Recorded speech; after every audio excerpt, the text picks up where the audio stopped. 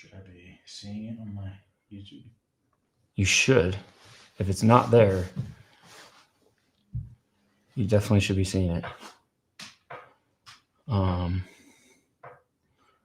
What the freak? I wonder if it'll just start once it starts.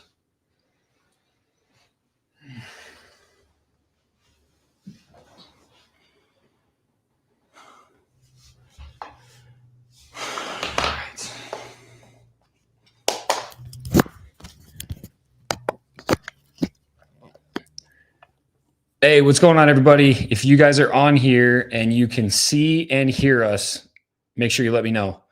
Cato, you want to talk too, just to make sure? So yep, let us know if you guys can if you can hear us both clear. Actually, you know what you can do? Pull up the link that I sent you and watch it from my YouTube and tell me how we sound. Okay. Yeah. And then Clyde, you should be on there, bro. It says check, check, check. Like yours should be there. There we go. There we go. We are live. See and hear all y'all. All right. Check, check, check. Like yours should be there. There we go. Looks like we're good. We are live. See and hear all. How's yours? All right. Go ahead and talk, Cato. Where would I see it? How's yours? Yeah, we're good. There's a delay, but we're good. Go ahead and talk, Cato.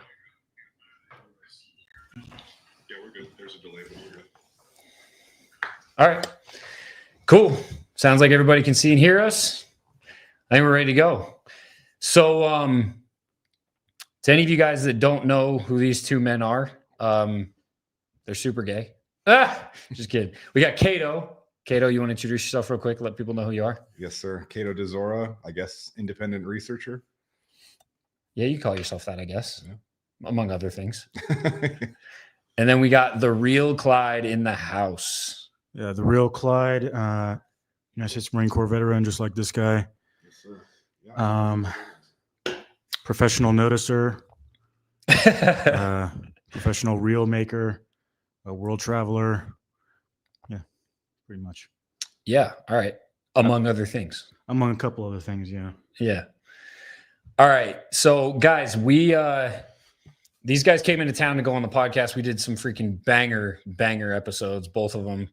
Mine and Clyde's was freaking 4 hours long. Mine and Cato's was over 3 hours long. And who knows, we might even do another one on Friday. I don't know. We'll see what happens. But they both came in from out of town. And so we figured while they're here, we might as well also jump on and do a little three-way stream and just see how it goes, see where it goes. So, yeah, what do you guys think? Where do you want to start? What was the last thing you guys talked about in your pod? The last thing we talked about? Yeah. Who knows, dude? What was the last thing we talked about? The last major theme was the protocols of the elders of Zion. Oh, yeah, that's right. Yeah. So we did a full episode basically talking about Judaism and talking about the just truth-based facts about the religion so that people can kind of understand more about it and also just kind of understand what's going on right now. And yeah, the last thing we talked about was the freaking protocols of elders of Zion. Yeah, I want to talk about that a little bit because a big thing that I'm really into is history, right? He's disgustingly educated in this stuff. It's ridiculous. Yeah, I've done a lot of historical research because I think a lot of people think this goes back to maybe the founding of Israel or maybe the Balfour Agreement or maybe something, maybe 100 years ago, whatever, but it goes back thousands of years. And there is a fundamental conflict between Christianity and Judaism. And Judaism really kind of sees itself in a conflict with all other races and all other civilizations, and they always have because of their fundamental idea of chosenness, right? So it goes way, way back, and there's tremendous amounts of history in this, which we talked about a lot in our episode, right? Mm-hmm. But one of the things that for me is one of the most impressive and fascinating documents in this whole history is the Protocols of the Elders of Zion. To me, it's literally one of the most profound political documents ever written, like in political history, period. Yeah. Because it is fascinating with respect to human nature, with respect to governance, with respect to the rule of law and the role of law and the role of government. It discusses all these things, but from a really dark and diabolical perspective.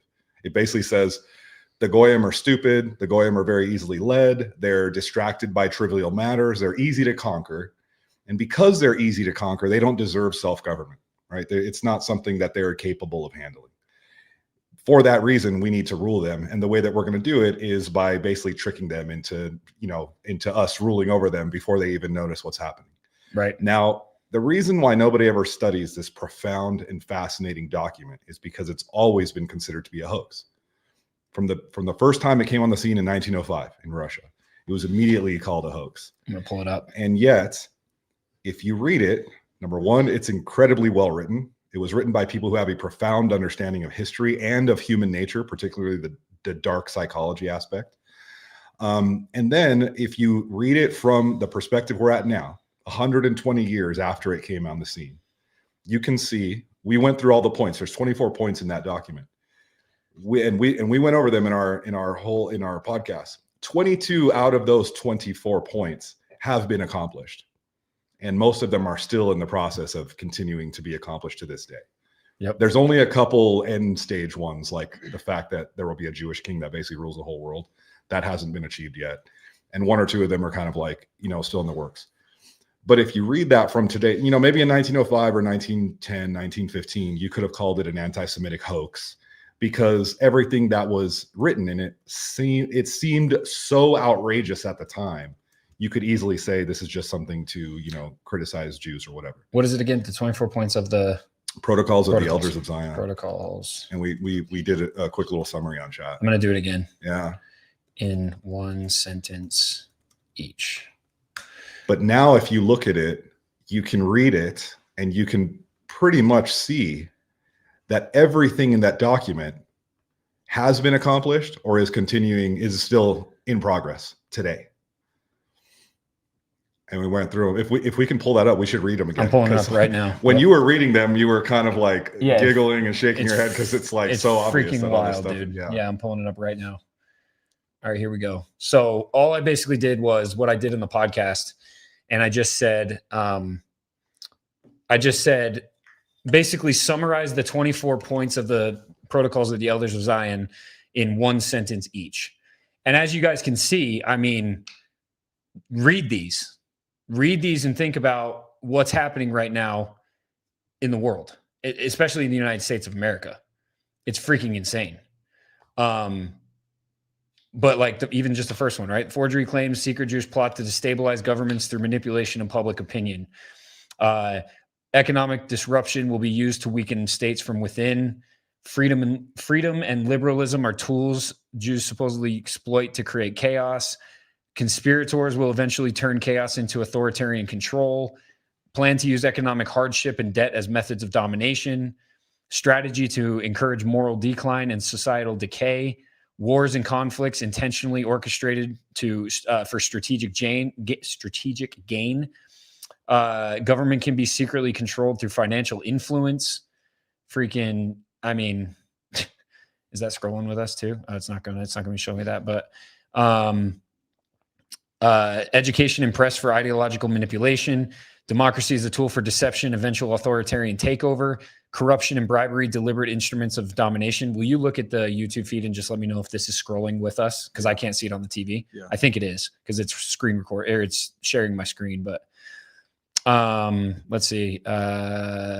Corruption and bribery, deliberate instruments of domination. Press to be monopolized in propaganda and thought and control. Plot to regulate arts and culture, manipulative ends. Religion will be undermined and weaken moral resistance. Violence and political terrorism are strategic tools. Fabricated conspiracy. Legal systems, targets for subversion and manipulation. Public institutions like education reshaped for control. Plan to weaken monarchy, national leadership to install hidden rulers. Despotic, how do you say that? Despotic rule, eventually welcomed by desperate public.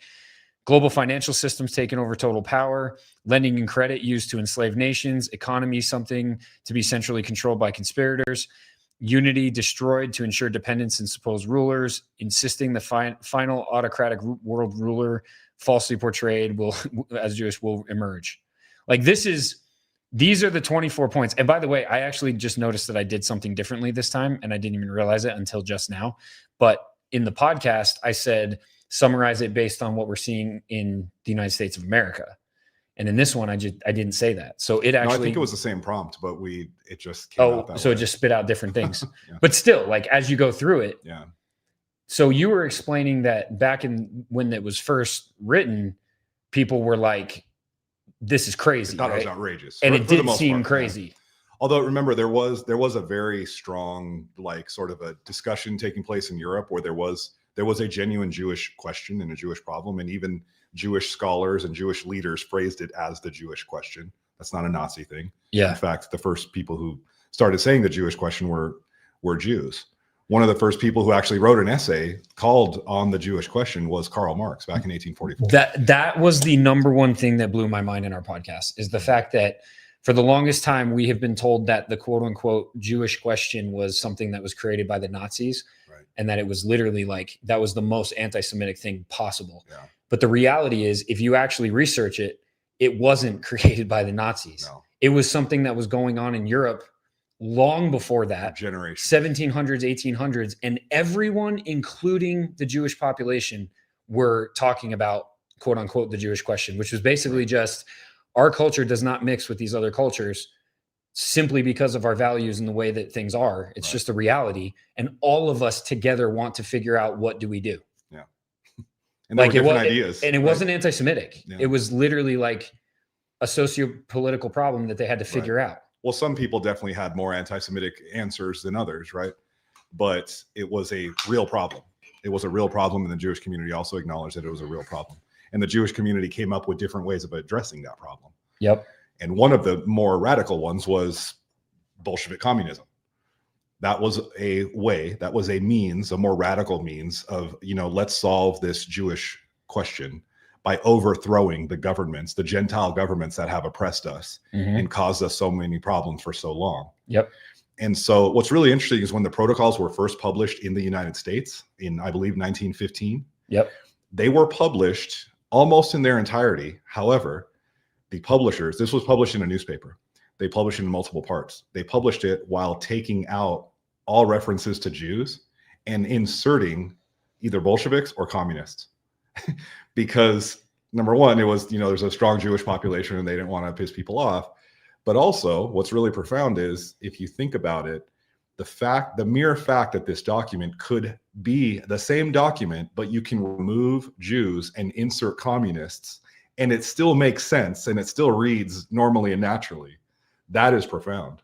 And then when you realize that most of the Bolshevik Jews, or most of the Bolshevik communists were Jews, about 85 to 90%, in particular the ones in leadership positions, then all this stuff starts to paint a clearer picture. So it could be considered a very radical answer to the Jewish question from the Jewish side.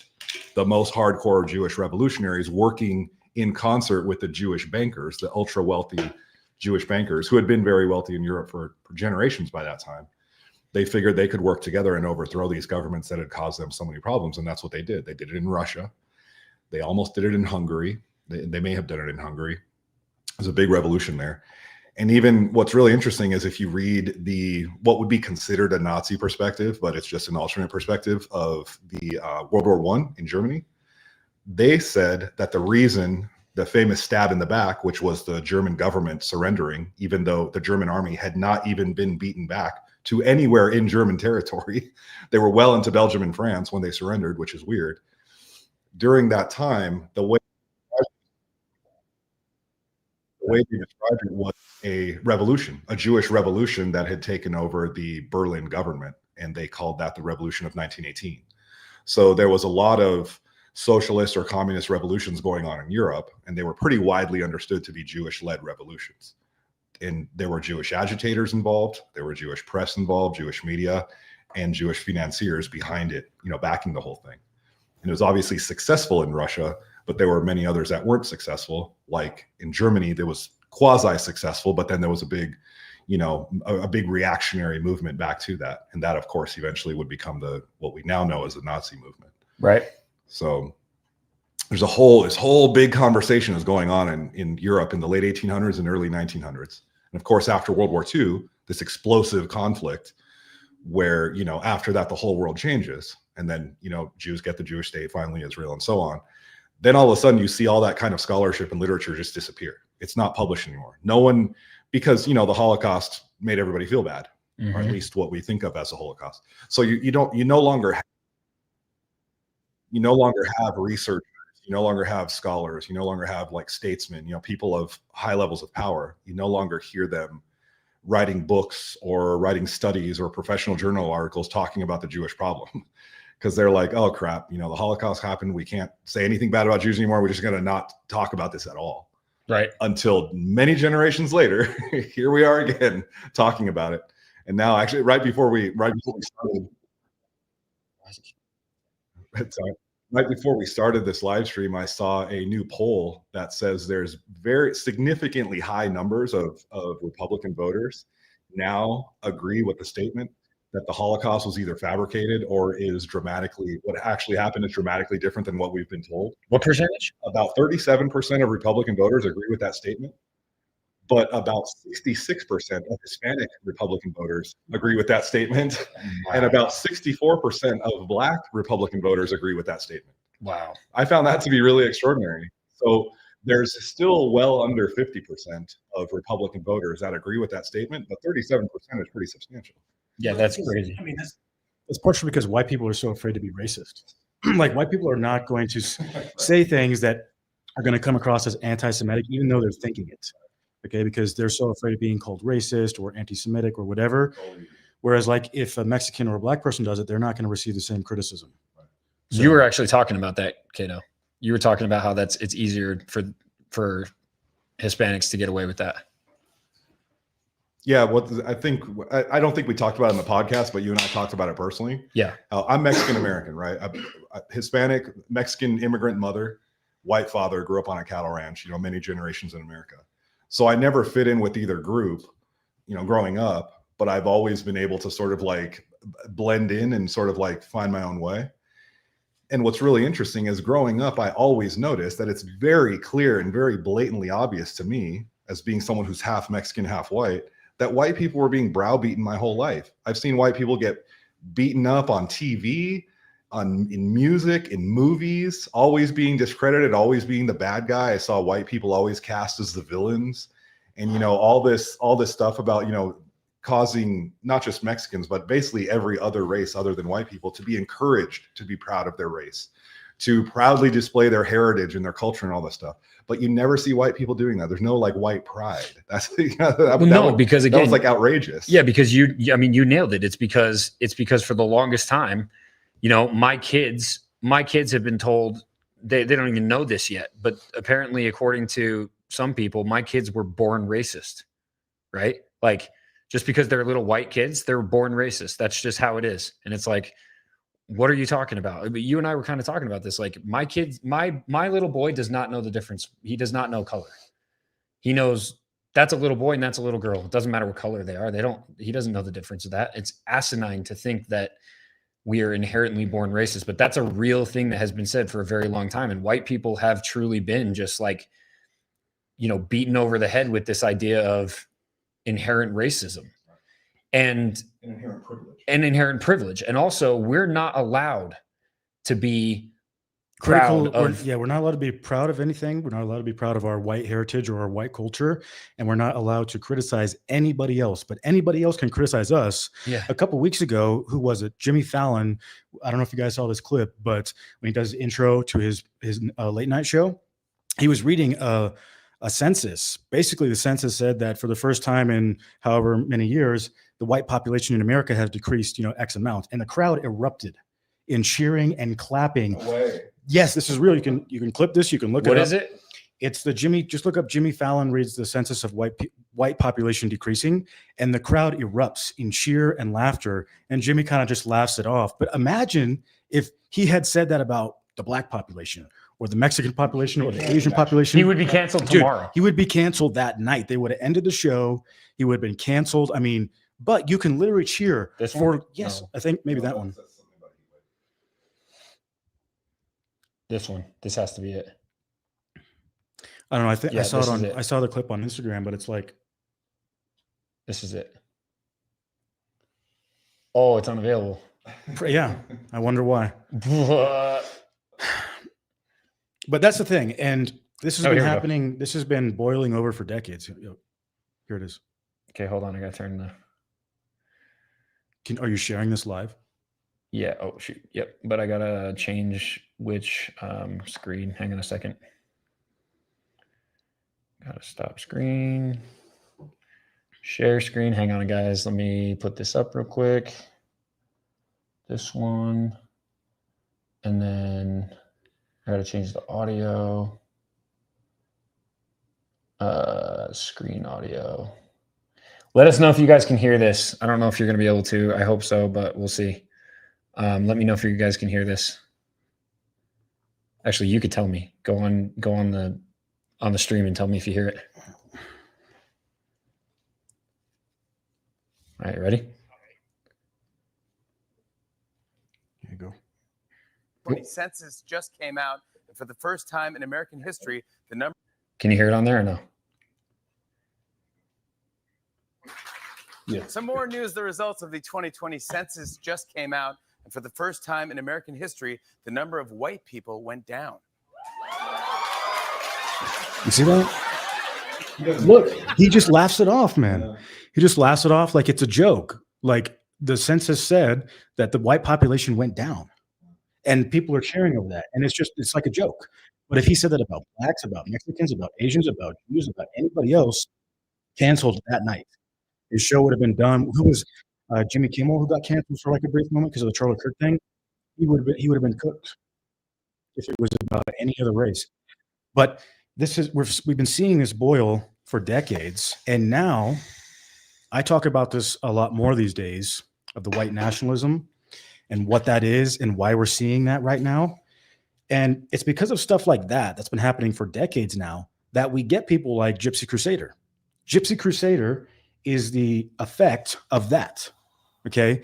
When that happens and white people are told that you are racist inherently, you shouldn't have any pride in your culture should be eradicated. There's many clips of people out there saying that if they could snap their fingers and all the white people died tomorrow, they would do it. But you can't, if you say that about any other race, you're cooked, you're done, you're canceled. And so I talk about this a lot because every other country except for white countries is allowed to have, strict immigration policies and strict policies for basically people becoming citizens in those countries like Japan, the Middle East, Africa, Israel, wherever else. But when it comes to America, Canada, Australia, and Europe, they're supposed to just open up their borders and allow anybody to come in who wants to come in. And I talk about this a lot because we were talking about this on the podcast yesterday, but it's not just about, these migrants want to come in and we need to kick them out or whatever. It starts when the neocons start wars in these third world countries. They destabilize these countries. They prop up corrupt politicians. They plunder their resources and they make those home countries a shithole. And then that creates a vacuum where you have a bunch of refugees that want to flee to go somewhere. Well, where are they going to go? They go to the countries, the first world countries that have their borders open, which is Europe, which is America, which is Canada, which is Australia, right? And so now, because those people were destabilized, they're fleeing and going somewhere. They're going to Europe, they're going to America. And what happens is the left-wing politicians open up the border and allow all of these migrants to come in. And then you see so many migrants that don't want to assimilate or can't assimilate. And they're trying to bring where they came from and turn it into that country. So they're trying to bring India into the UK and turn it into India, or turn it into Pakistan, or turn it into Nigeria, wherever they're coming from. And that's why you're seeing these white nationalists pop up all of a sudden, is because they're like, whoa, this is a problem. And you can even see with the birth rates. In England, I think the birth rate for native-born English people is like 1.3 children per household, whereas in a Muslim household, it's 6 to 8. So in 10 to 20 years, England is going to be a Muslim country. England is not going to be an Anglo-Saxon white country, white Christian country anymore, but it always has been. And I'm not allowed to talk about this. I'm not allowed to say this, especially as a white guy. I can't defend white Christian countries. But if that happened in Saudi Arabia or if that happened in Japan, everybody would be in an uproar. But you can't say that stuff as a white man these days. Can I? So I want to talk about why you can't, because all this stuff links, right? Going back to, because a lot of my research is older, right? And yours is more current.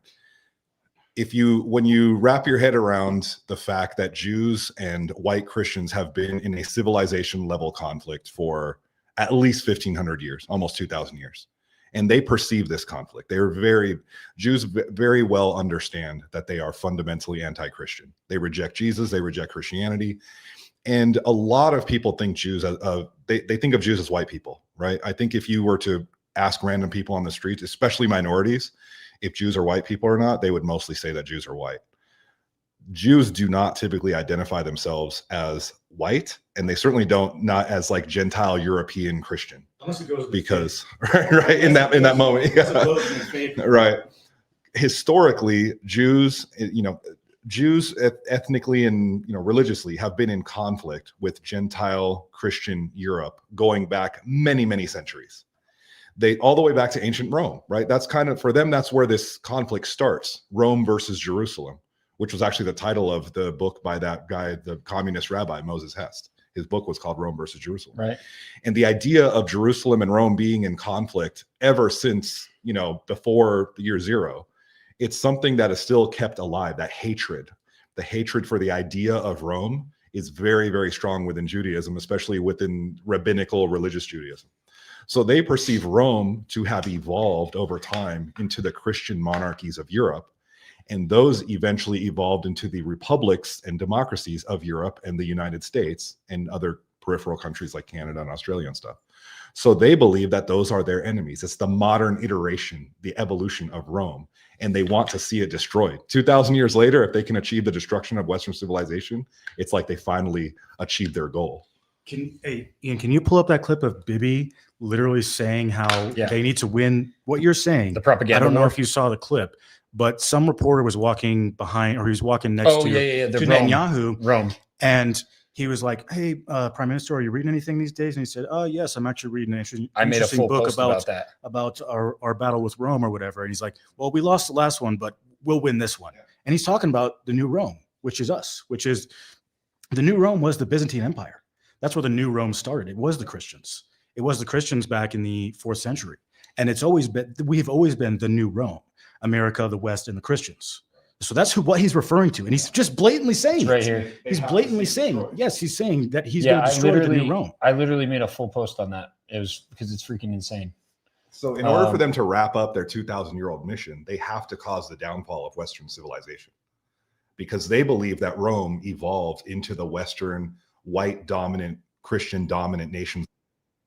Now, when you perceive 2,000-year-old mandate to defeat their ancient enemy, and you realize that behind the immigration, behind the LGBT movements, behind feminism, behind porn, behind all these culturally, morally, racially destructive things, there's Jewish agitators behind all of them, and Jewish dark money, and Jewish, political organizations. That is not at all a coincidence. It's because they perceive themselves to be in a state of war against a civilization. It's not a war with tanks and bombers and all that stuff. It's an information war. It's more propaganda war. It's a moral and spiritual level civilization war. Yeah. And they believe they're continuing the war that the Jews started 2,000 years ago, or that Rome started against them. And that they need to win. Here we go. We want to know what you're reading now. What I'm reading? Yeah. It's a book by a historian named Barry Strauss. It's called The Jews Against Rome. Jews Against Rome.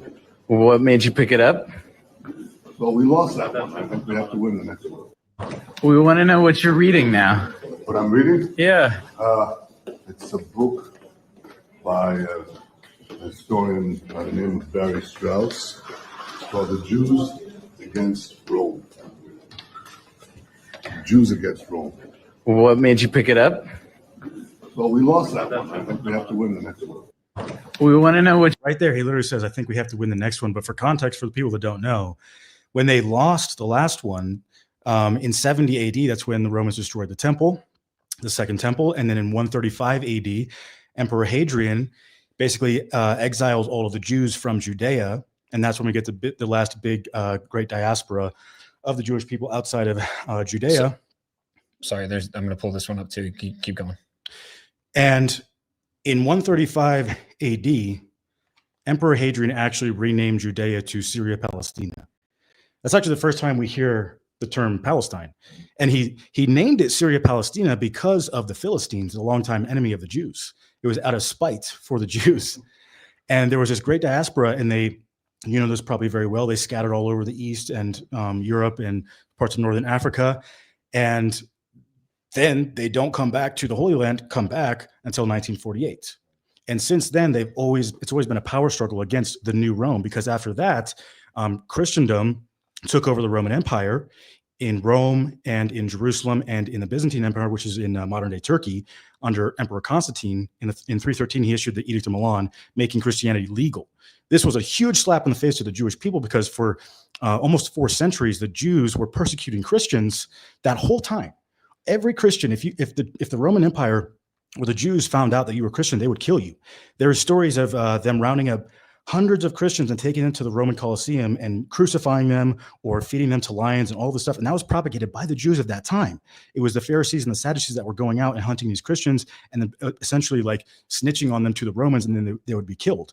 But in 313, Emperor Constantine converted to Christianity and he legalized it.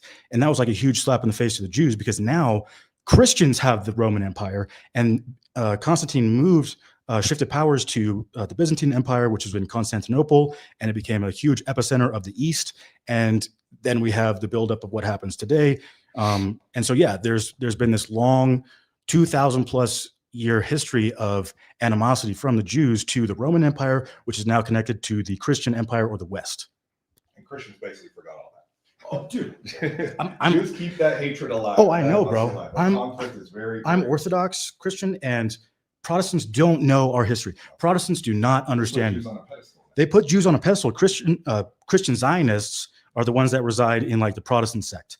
So the Protestants have no fucking idea about their 2,000 year plus history. Okay, they think the church started in the 1500s.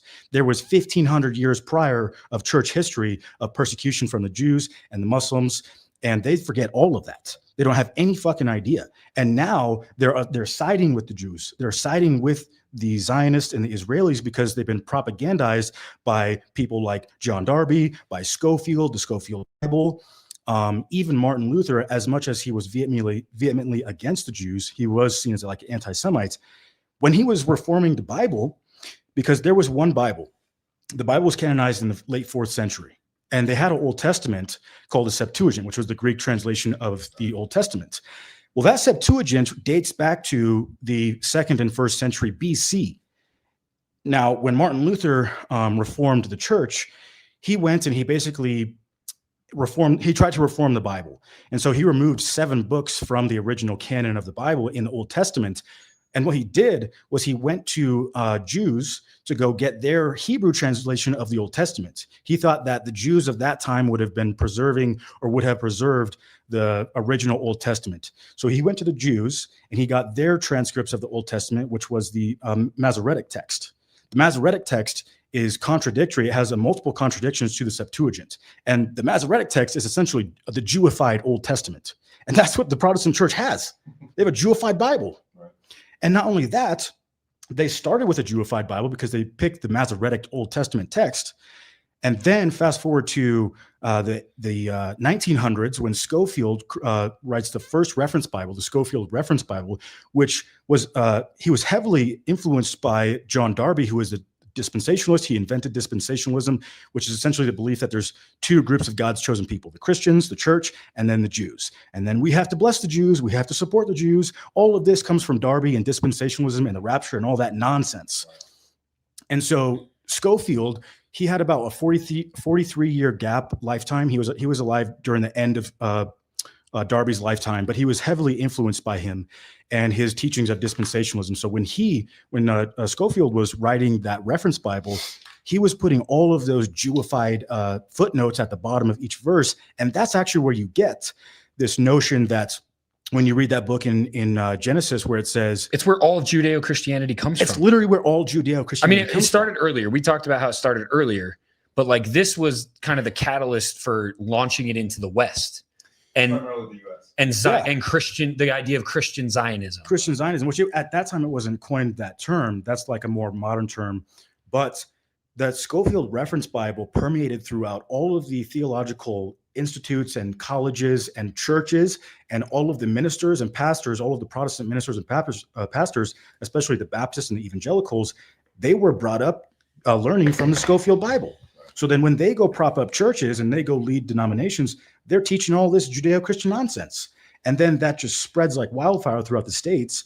Also, Orthodoxy never really fully made it into America. So America was kind of, from the 1900s, founded on the backs of this Judeo-Christian nonsense. Very much so. Yeah. That's why the whole way that American Christianity has evolved is very different from the way it evolved in Europe.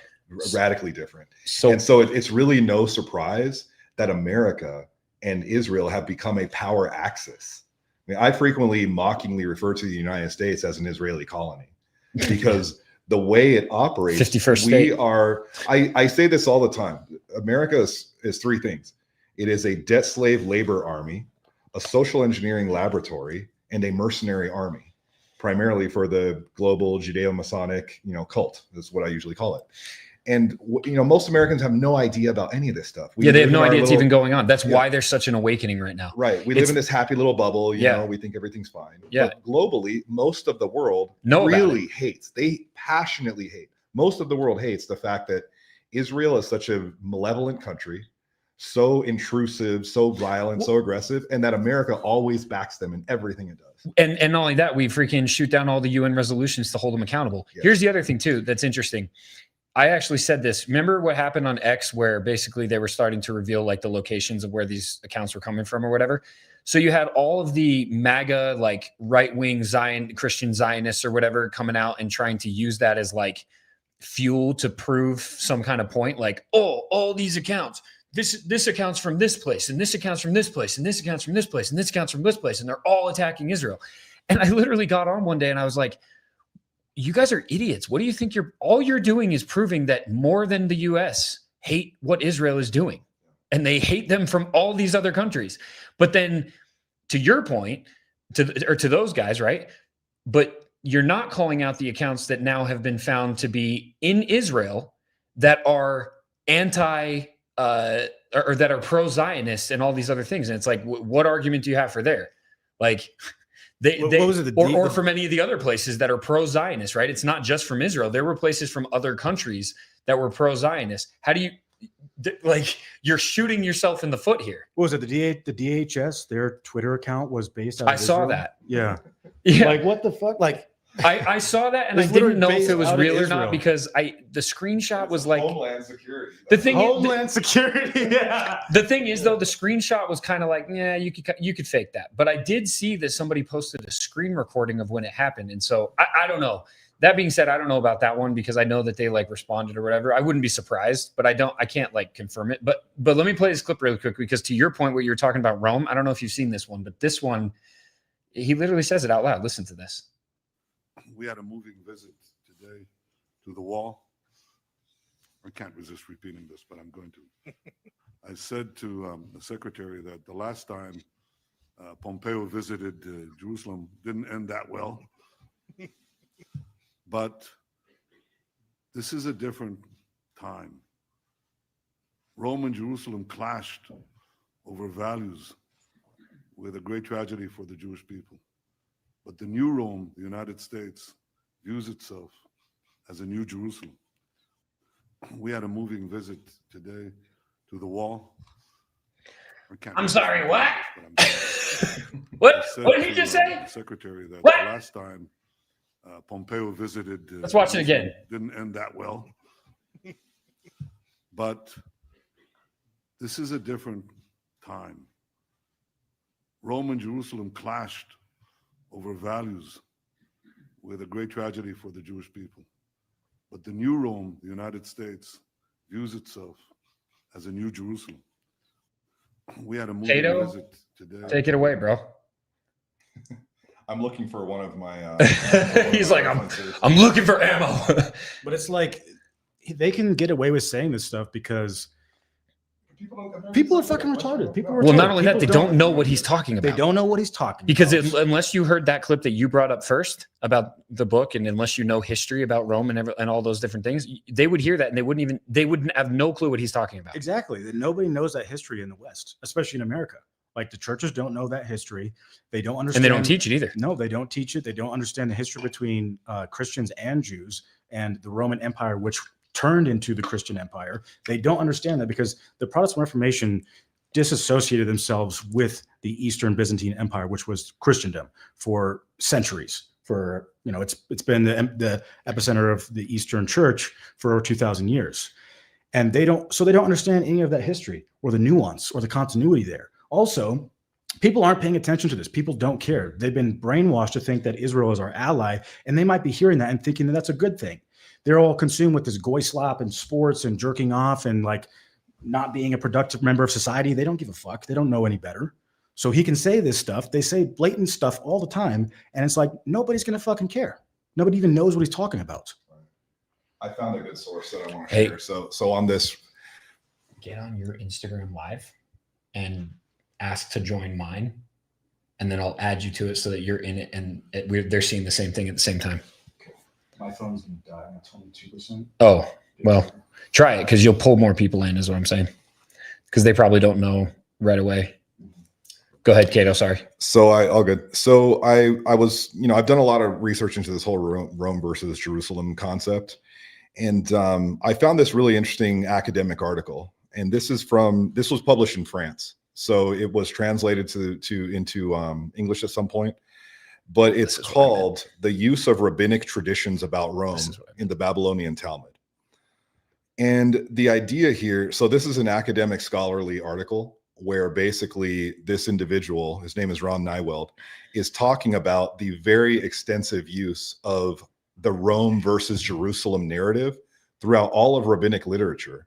So he's going back many centuries talking about how Jews have this obsession with framing their existence in being like in eternal conflict against Rome. So I want to read the just sort of like the basic rundown of this.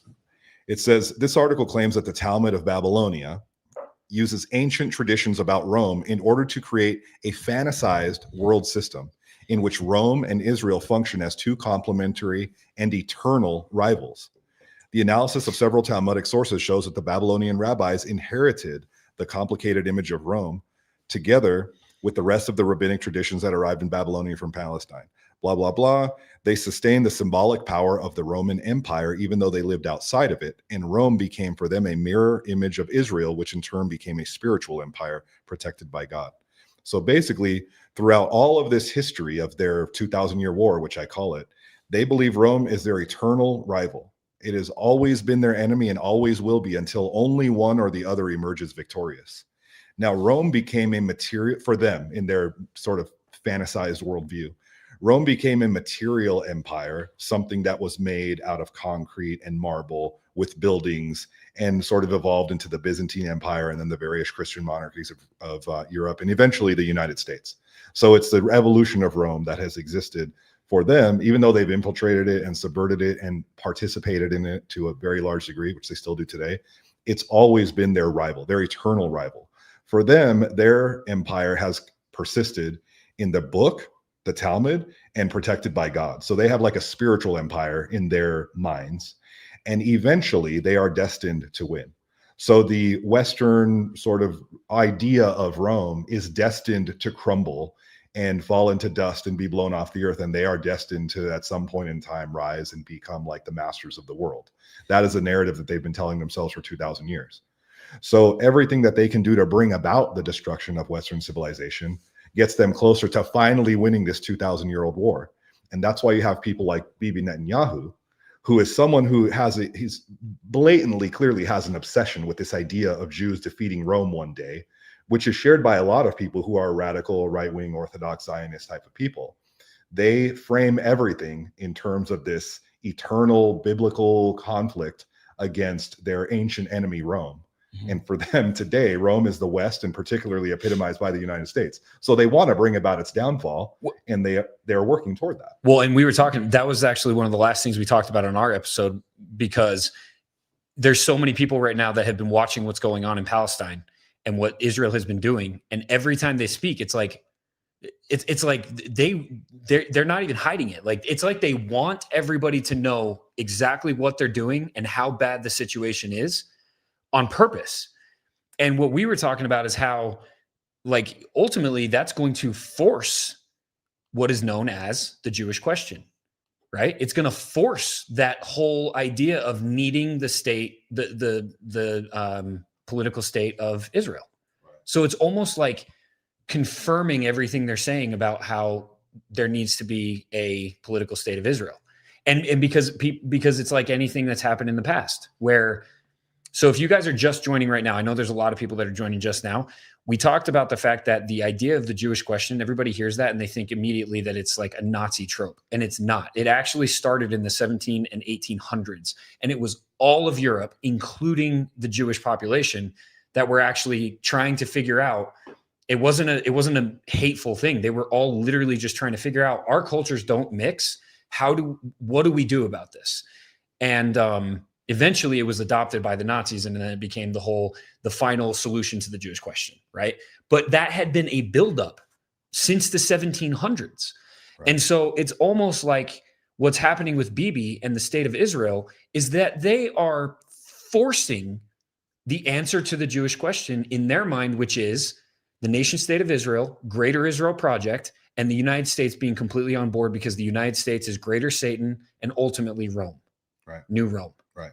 And remember, to sort of like wrap up their final, biblical prophecy, in the last days, all the nations of the world have to come against Israel, right? They have to. It's all biblical. It's right, and that's they're forcing, exactly. They're manufacturing prophecy, and in addition, all the Jews of the world have to reunite in Rome. So they've been, in Israel.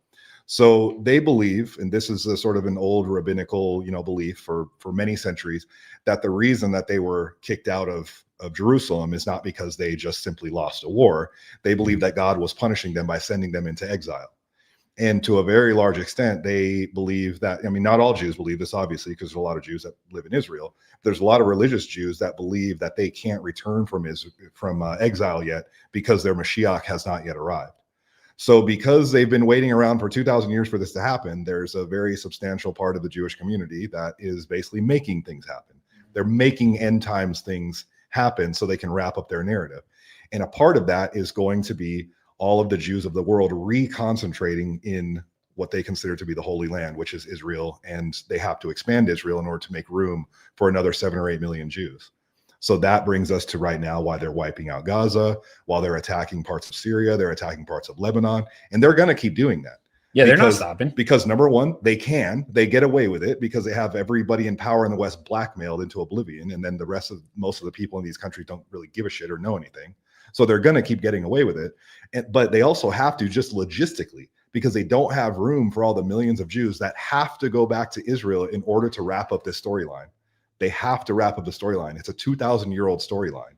So the most radical Jews, the most radical Jewish leaders, people like Bibi Netanyahu, they've done it before. They have provoked or enabled all kinds of persecution of Jews to get Jews kicked out, like regular working class, family-oriented, regular Jews, people who are not plotting against the world.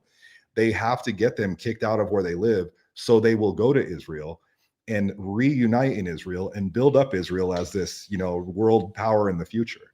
That's where the whole New World Order prophecy comes. So I believe to a large extent, a lot of the sort of like because we agreed earlier during our podcast, there is a lot of people waking up to the whole, Jewish influence and how it's very corrosive to Western civilization.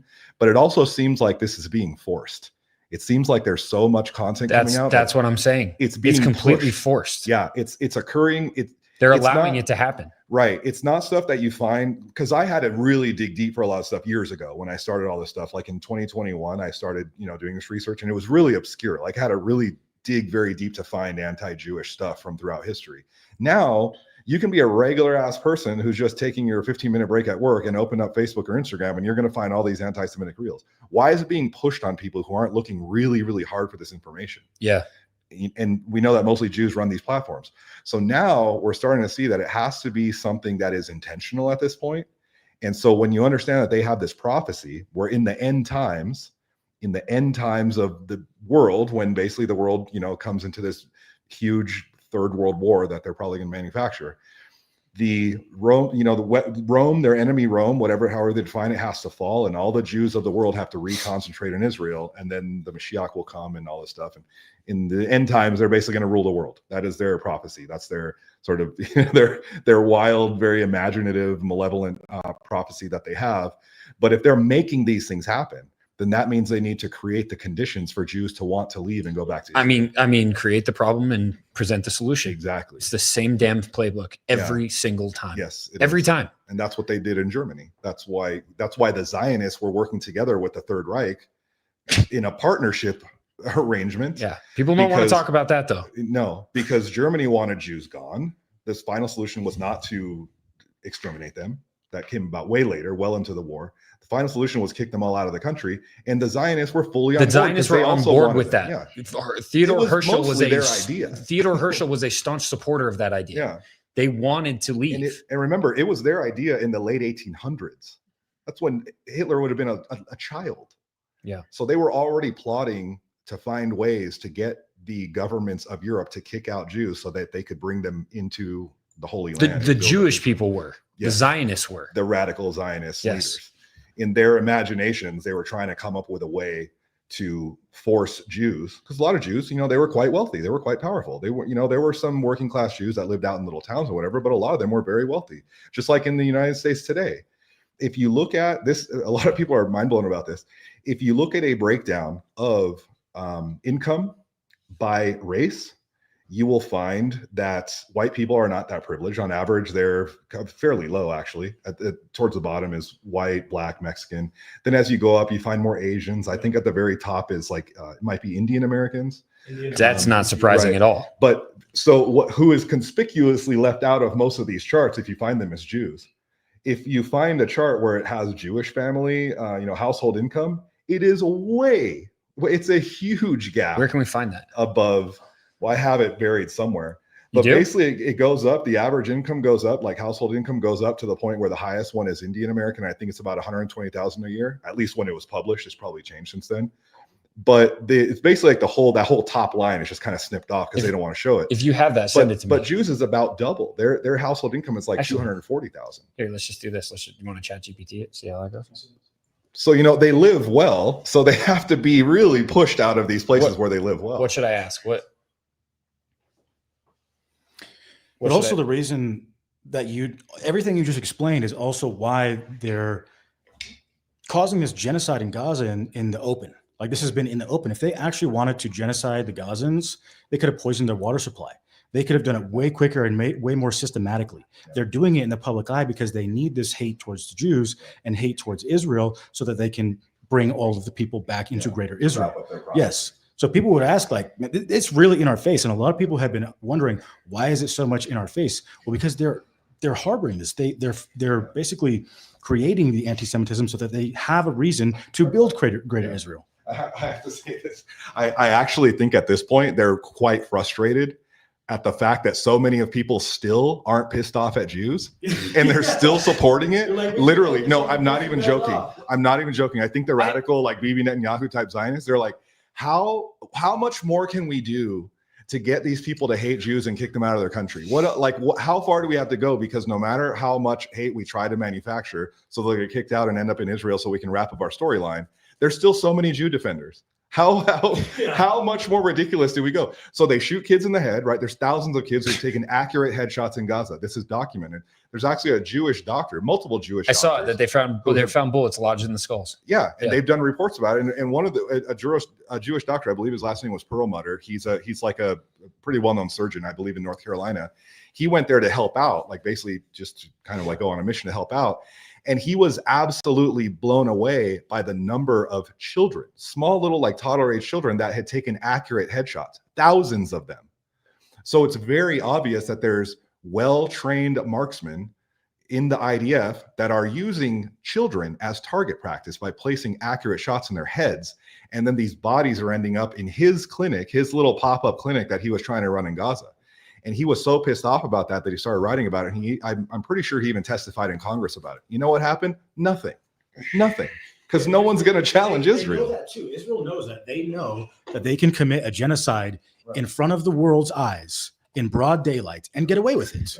They know that they can literally do whatever the fuck they want, and nobody's going to do anything about it because, like you said, they blackmailed our politicians into oblivion. They pay off all our politicians. They do the same thing in England and in Germany. So they know they can do whatever they want and nobody's going to stop them. And they're putting it right in front of our faces to piss us off and make us anti-Semitic and say that there's a big rise of anti-Semitism. And now we need to have greater Israel and push all these Jews back into Israel.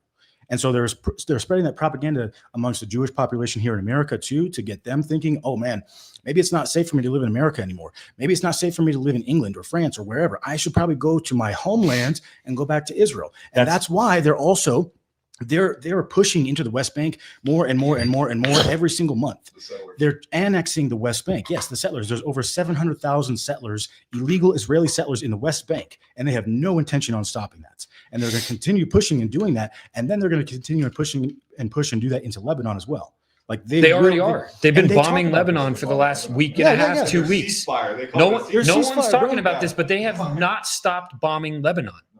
I think the last time they bombed them was like a day ago. I think there's been over 500 bombing attacks since the ceasefire, and they're still calling it a ceasefire. You know what happened when they called it a ceasefire? All they did was rebrand their genocide. It's insane. It's totally insane. They get away with it. And then you read any American news outlet and they're still calling it a ceasefire, but they're saying, oh, the ceasefire has been challenged. Oh, the ceasefire is holding on. But that's happened. That's happened every single time throughout history. Yeah. That's always been the MO. That's why when the whole thing was coming out about the ceasefire with the Trump administration and everything else and all the man of peace or whatever, all of us who understand this conflict and who have been watching for any amount of time knew that nothing was going to come from that. We knew that ceasefire was not going to last, and all the MAGA people that were celebrating it and saying, "Oh, look, there's peace in the Middle East." Are you high? Like, pause real quick because my phone's going to die. If you guys want to keep watching this, go to Ian's Instagram. I might have a charger for you, bro. It should be. Do you need a USB-C? Yeah, USB-C. I think we have a charger. I can charge it. If this cuts out, guys, it's on my YouTube, it's on charger? Ian's YouTube and Ian's Instagram as well. Kaden, do you have a charger? Negative. But here's the other thing, man. It's like everything you just explained is for greater Israel, and it's to fulfill the Jewish prophecy. But that's not Zionism. That's Judaism. Right. And people want to conflate the two and act like they're mutually exclusive. When the end goal, the ultimate end goal is the Jewish prophecy to bring back the Messiah and defeat the Roman Empire and to have total supremacy over the world. And they actually think the Jew world order. And they actually think when the Messiah comes that Gentiles will be their slaves and work for them. And they're you know about the red heifers? Yeah. They're breeding red heifers. Yeah. They're trying to get the 5 red heifers. They want to destroy Al-Aqsa Mosque, the Dome of the Rock. And after all of that, then they can have, a couple more prophecies are fulfilled. Then the Messiah, the Jewish Messiah, can come back. The crazy thing is, where this also ties into Christian Zionism, is the Jewish Messiah is the Christian Antichrist. It's literally, and Christian Zionists are propagating this too. Christian Zionists are literally rooting this on. Someone said that in the chat earlier. Christian Zionists, and there are churches. I've seen these stupid fucking videos of churches that have Israeli flags on the stage behind the pulpit. And they're literally shouting, we need to bomb that church or we need to bomb that mosque so we can usher in the Antichrist and we can have, the Armageddon and Jesus will come back. And they're literally trying to, fabricate the end time prophecy in the biblical revelation as well. Right. So they're trying to bring the Antichrist back. So they're supporting all this nonsense that the Jews are doing. But again, this is, where should I plug this in at? I got you. Just send it to you. And hey, while they're plugging in Clyde's phone, guys, if you are not following both, first of all on YouTube, if you guys are not subscribed to my YouTube channel and to Clyde's, please subscribe right now. We have our podcast episodes coming out, which is awesome. It's literally like 4 hours long.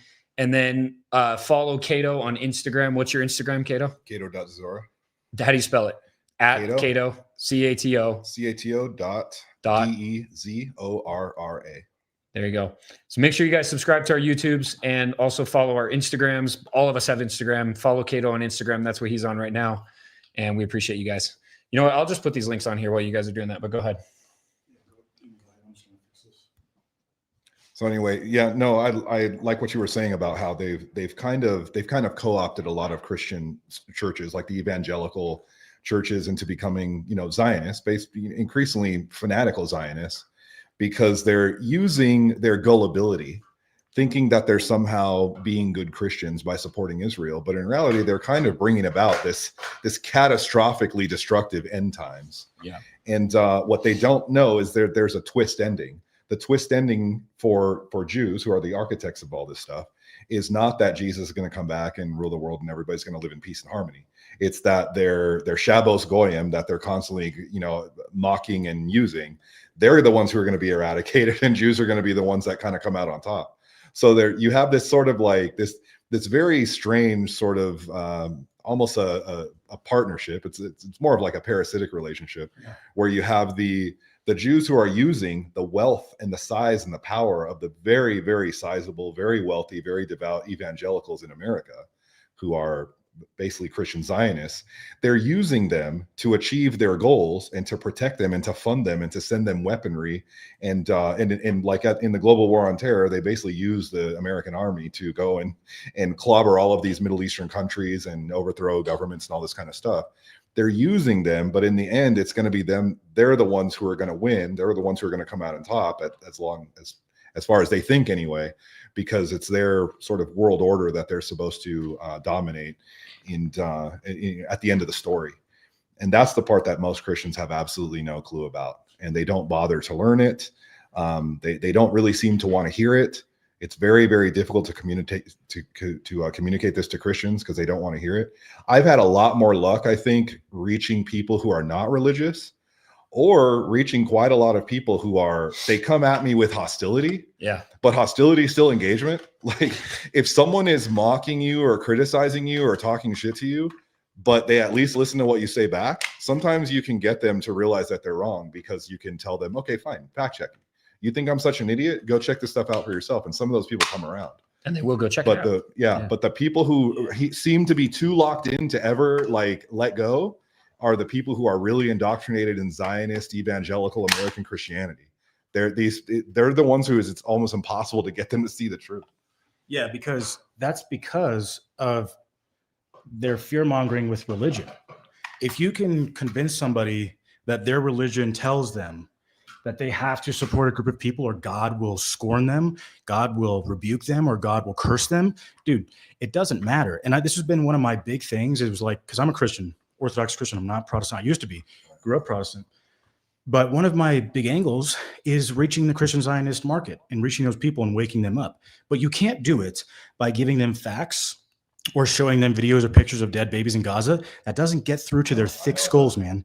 It doesn't work. So what you have to do is you have to poke those holes in Judaism and in the oxymoron of Christian Zionism and Judeo-Christian values. That's what you have to do. So you actually have to go to the source, Judaism, and this oxymoron, and you have to explain to them that, no, we're not supposed to support Israel.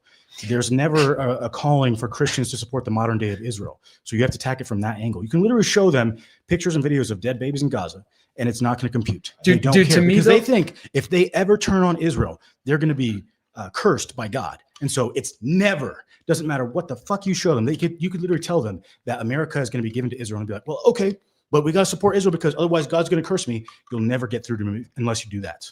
To me, though, dude, it's not even just about freaking like the dead babies in Gaza or anything like that. I mean, dude, literally, we were talking about this. We went over this on our episode too, where it was like, what the hell are we doing? Like, it's like every single time something like this happens, there's just the most asinine thing, the most asinine, illogical thing that they're trying to get us to believe. We were talking about how, look at that wall. That wall's red. No, I beg your pardon? It's black. So it's like this whole idea of Judeo-Christianity. They don't believe in Jesus Christ. How the hell is that cohesive in any way, shape, or form? It's not. They literally believe the exact opposite of what Christians believe. We believe Jesus Christ was the Savior of the world and the Son of God. They don't even believe he was a prophet. They believe he was a dissenter. Yeah. And it's like, so in what world do we not only support them almost more than we support our own people and our own religion, but then on top of that, we put them on a pedestal as if they're better than us? Right. What the hell are we talking about here? I think when you say they don't believe in Jesus Christ, they very much do believe in Jesus Christ. They believe he's a traitor. That's what I mean. They though. believe they think they don't worship Jesus Christ. No. Yeah. They think he's a traitor. They think he was just about the worst thing that's ever happened to Jews in history, with the exception of Hitler. That's how much hatred they have for him. He seems to be the chief subject of Jewish hatred throughout all of history, possibly exceeded by only Hitler very recently. But they have, and you see it everywhere. You can see the hatred and the contempt for Jesus and for Christianity all over media, all over music, all over TV. They joke about it all the time. Like there's a lot of Jewish jokes that are kind of like low-key making fun of Christians or Christianity or mocking Jesus Christ. And if you're watching have you seen some of the videos from their like TV channels from channels in Israel? I posted about this earlier. Their TV channels, like their talk show hosts or their talk shows, Let's bring it up, and all sorts of stuff.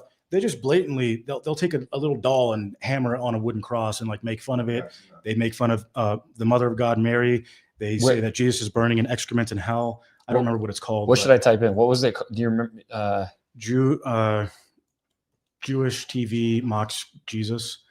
But I mean, we can see this in the development of the Talmud as well, because when the rabbis were writing the Talmud, right, they were talking about Jesus because that was a sore subject to them.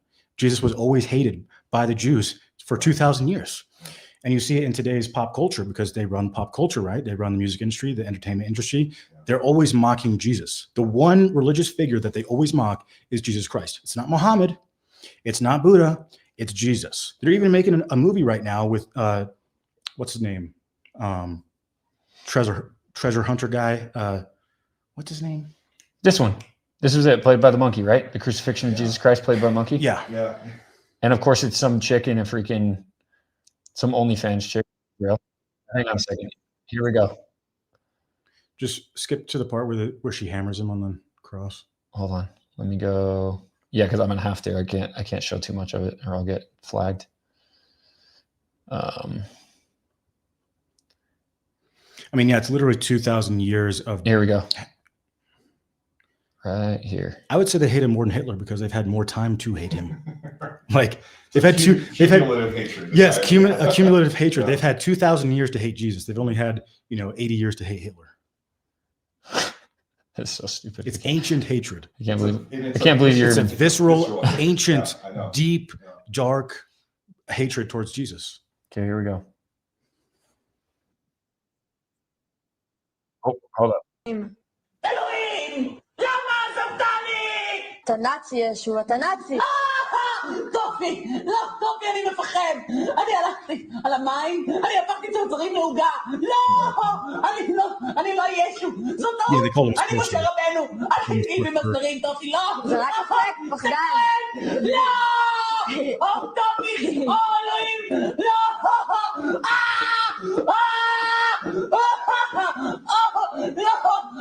Yeah, this is the people that we're supposed to bless. Yeah, you and I, we have to bless them.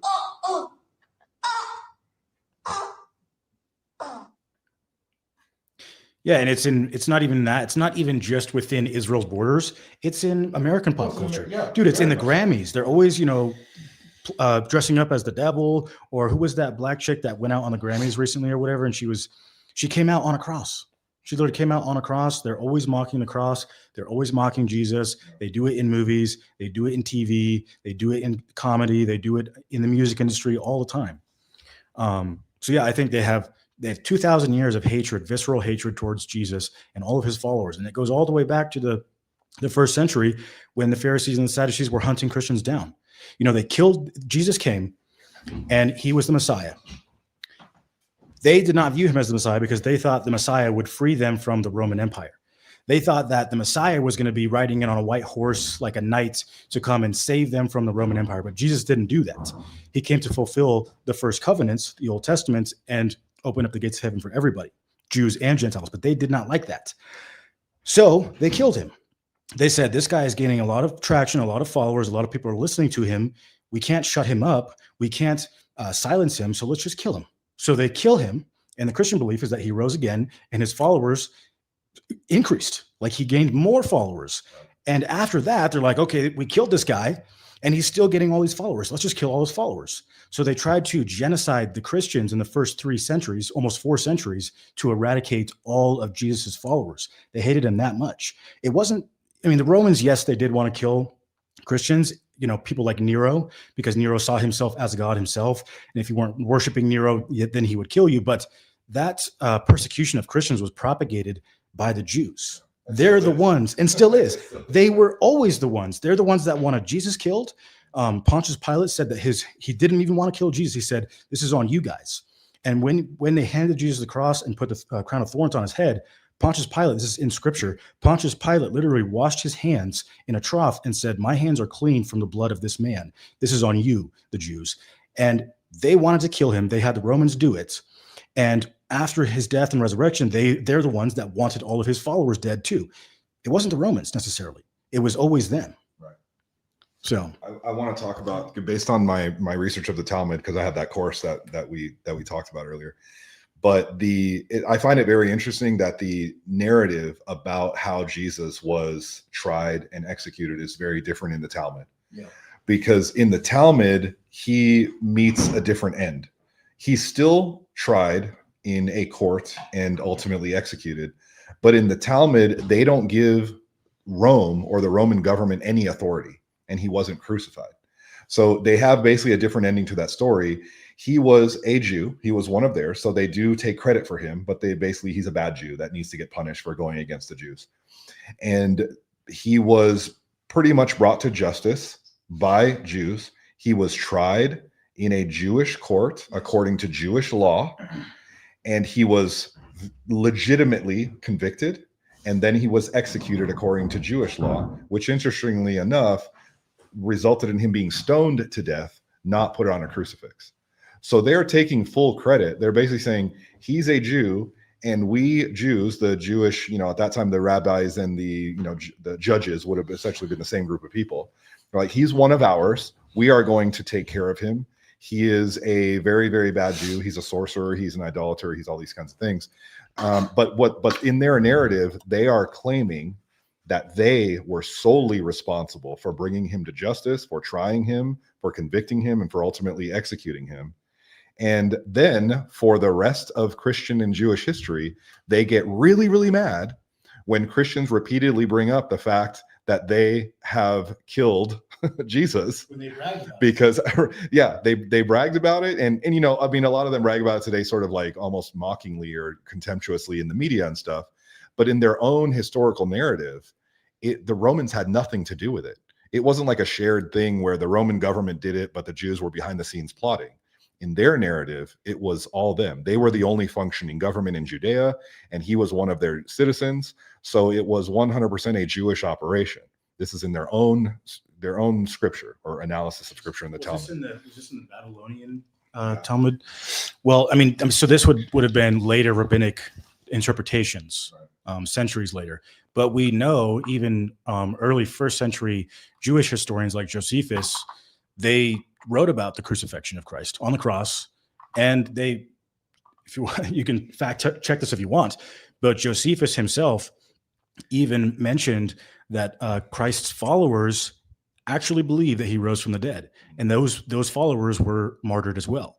So we see from the very early writings of a historian in the first century, a Jewish historian, that Jesus was crucified, he was killed on the cross, and the claim was that his followers genuinely believed that he did rise from the dead, and they died believing that.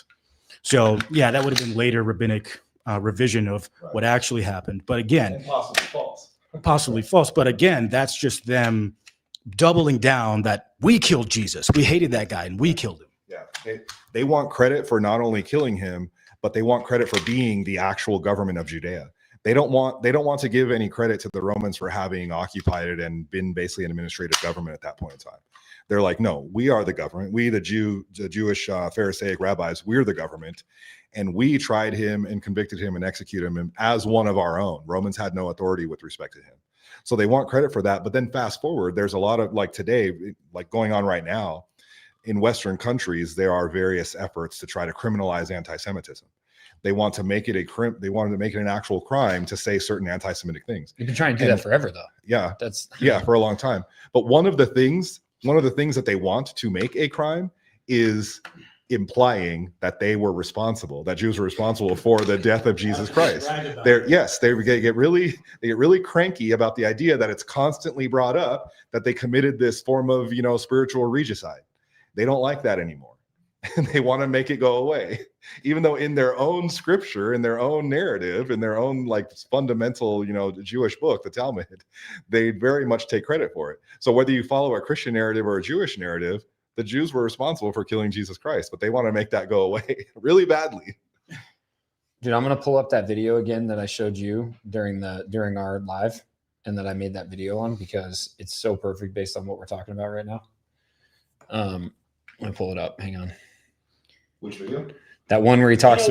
Yeah, even This one where he's literally admitting it out loud. Yeah, that's a good one. even Yeah. Ben Shapiro is, he speaks very ambiguously about Jesus. And he was on an interview with, I think, Joe Rogan. It was Joe Rogan. Yeah, Joe Rogan, and he's like, They said, we don't even believe it. I have it. We don't even believe he's a prophet. yeah, they're like, we don't believe he's a Yeah, I prophet. have it. We Hang just on. think he was He's some. very uncomfortable in that Yeah, fight. yeah, he was very That's uncomfortable. why. You know why? Yeah. Because a large percentage of his his audience is Christians. No, I'm sure The vast majority are Christians. So he does not want to admit that the Jews killed him. Of course not. So he kind of tiptoed and pussyfooted around the question. Yeah. Let me pull this one up really quick. So stop screen, share screen. Hang on. Are we going to do a Q&A at all? Yeah, we will. We have how many viewers do we have? There's 540 right now. All right, let's just do this. So, okay, here we go. Ready? We're going to make it full screen. Here we go. When I read Hitler, and I've read a lot of Hitler, and I've read also really like the whole. I'm sure you have. I'm a student of World War II, and the Holocaust, but also World War II in general. Is your phone dead? There's no question that Hitler and the Nazis were Mine's fueled by old anti-Semitism, old goblin-like anti-Semitism. The hook-nosed Jew controlling everything. That whole thing. You hear that coming out of him. Right. He's like, grab them by the thumb and say, "You Jew." Yeah. Right? Like there's something like the strong Aryan white and the sniveling weak Jew. Right. You hear that in his messaging there. Yeah, that's a good point. It's a very good point. There is definitely a throwback, and he even says, "What do you think? It's just a throwback?" It's like, yeah, it is a throwback. But there's another side to it, which is something that I don't know if you're going to be comfortable talking about, but This is the best part. he's also angry at the leftiness of American Jewry. He's angry at progressiveness, which has brought in all the gay movement, the LGBT movement. The Jews have led all that stuff. Wait, And what? Hollywood, which has sown a lot of immorality, a lot of stuff What? that Jewish people do bring. See, Jew hater. the real truth is, you and I, we're red. If we were states, if we were American states, we're red state guys, okay? And so many of our, basically in the three big ones, Bible, family, or the porn industry, nationalism, LGBTQ defense, nonsense, all this fucking we're red. horseshit. the way we look at things, okay? But to deny that the Jewish people have a strong blue streak, and in America, bluer than red, and that all the progressive organizations are all run by Jews or have Jewish people, have Jewish money, to deny that Soros has a huge impact on this world and has a huge impact on the American He even agenda, brought Soros to into deny this. that these things exist, and that he's saying you're taking our country in a way that is not its natural way.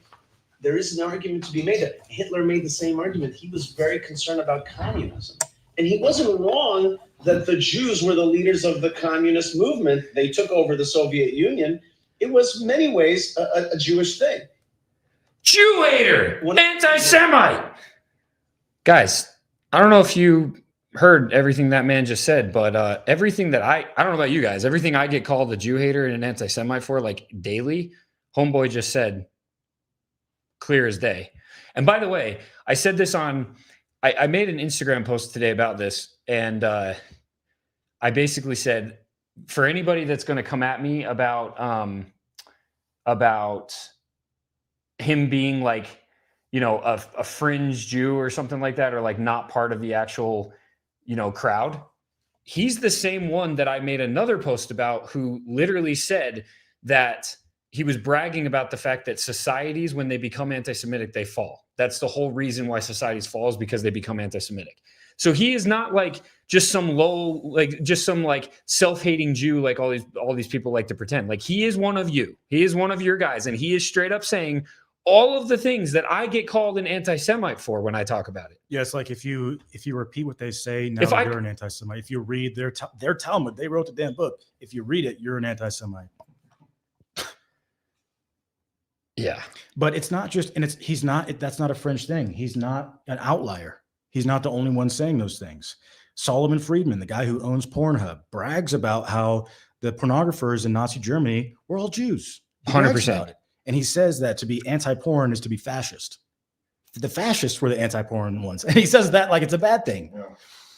And so also Ravinsky, the guy who owns OnlyFans, he's a Jew. We talked about that. He gave the AIPAC the single biggest donation in history. So he's not just some fringe like secular Jew or whatever. No, he's a Zionist. He's supporting the state of Israel. So you see them all throughout history pushing this perversion of the Western society, and they brag about it.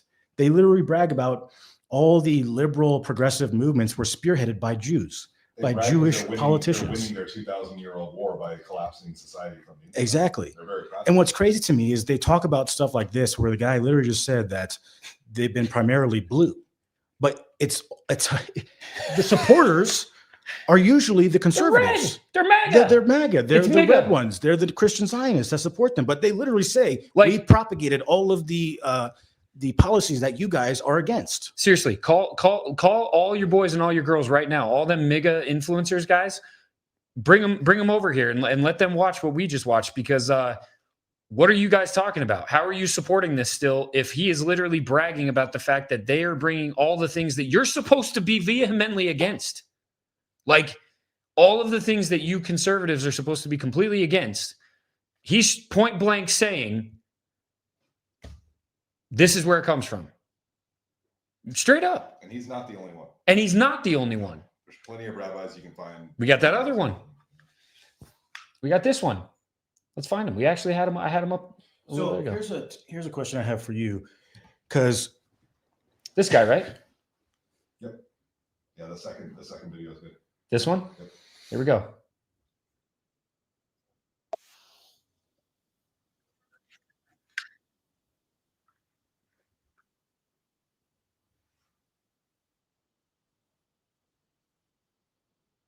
Oh. What the?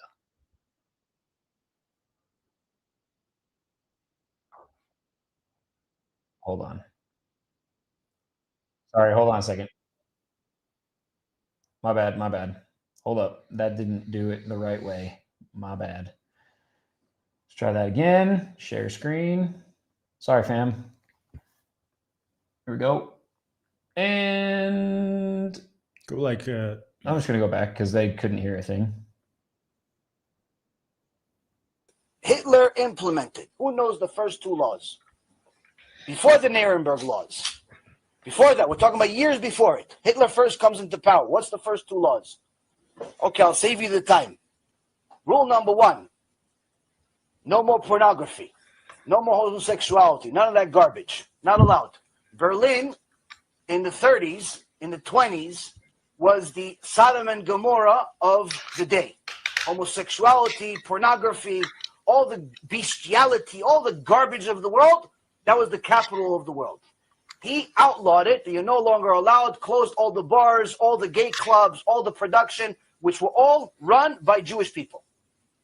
Unfortunately. Secondly, unfortunately, not allowed to charge. Coincidentally, it just happened to be. No more interest. Now you would think, why? What does he care about interest? Well, because all the people that had the money, that lent the money out, were Jews. He said no more interest. Why? Because of the high interest that the Jews charged people was so high, it ruined, it destroyed the economy in Germany. They destroyed, just like they destroyed Russia a few years before that through their communism over there. Jews destroyed Russia, not Goyim. Jews destroyed. Communism is by Jews. Don't let anybody confuse you. You look at history, Karl Marx, all the other Reshaim, they're all Jews. Wicked, but nonetheless Jews. They destroyed Russia, and he wrote in chapter 2 of Mein Kampf, they destroyed Russia, now they're destroying Germany. Go to the store to buy bread, you had to take a whole horse carriage full of money. By the time you arrive at the store, it wasn't enough. Why? Because the inflation rate was so high. The bread became so much more valuable and your money went down. And at that time, the Great Depression was happening around the entire world. Everyone was in a financial collapse. America was a financial collapse. England was a financial collapse. Germany collapsed worse than everybody else. But after he passed this law, within 6 years, Germany became the leading, wealthiest economy in the world. They called it a financial miracle. Why? They were the only ones that were bold enough to stop interest. This is one of the biggest reasons of why he hated Jews. Because they destroyed the economy because of their greed. This is happening again. So anyway, guys, that's been a fun stream. We're good. We're gonna retire. We're done. That's I think we've. Can we do one more question? I'm kidding. I'm joking. Oh, what the fuck? I was joking, dude. It's just like, that's ridiculous. That right there is like, if you said those things, if you said exactly those words, exactly how he said them right now, tomorrow, you'd be on the top 10 anti-Semite list for freaking whatever the hell that account is. And stop anti-Semitism. And it's not like that rabbi was bragging about that. He's simply just giving historical continuity and context to like his congregation at the synagogue. That's what Cato was saying. That's all he's doing. He's not. I doubt he knew this was going to be seen by us. That's literally what you said. Those were your exact words. And there's multiple videos that have been popping up of rabbis, years ago talking about the same exact thing. So, but I had a question for both of you, because this is something that I've thought a lot about, because it seems like this whole like Great Awakening thing is in a stagnant period, where what's going on is for the past, I don't know, year and a half, I would say, when this really started picking up, 2025, really when it picked up, is we have been, you're in the Marine Corps, so 5-paragraph order, right? There's a systematic way of toppling an enemy, right? You have to begin the planning. You have to create the plan. You have to do, first you have to do, surveillance on your enemy, figure out their capabilities, limitations, where they're at, their strengths, their weaknesses, all of that stuff. And then you get that intel. And then from that intel, you devise a plan. And then based on that plan, you enact that plan and you attack and execute the plan. Where we are at in the Great Awakening globally, or in America, is we haven't even, I don't even think we've reached the planning phase, because what's been going on is there's just been a huge echo chamber with people like Nick, Candace, Tucker, you, me, you, of all of these people just exposing and exposing and exposing and just talking about it, but nobody's taking action. And that's never going to change. The only thing that's going to change is the more we just sit here stagnantly talking about it, the higher this, anti-Semitism goes. And all that does is that pushes and propagates greater Israel. So if we don't take action, if we don't start doing something, devise a plan and actually execute the plan, they will topple us and they will be, essentially victorious with this greater Israel plan, because we're literally just giving them what they want without fucking, grabbing ourselves by the balls and actually doing something.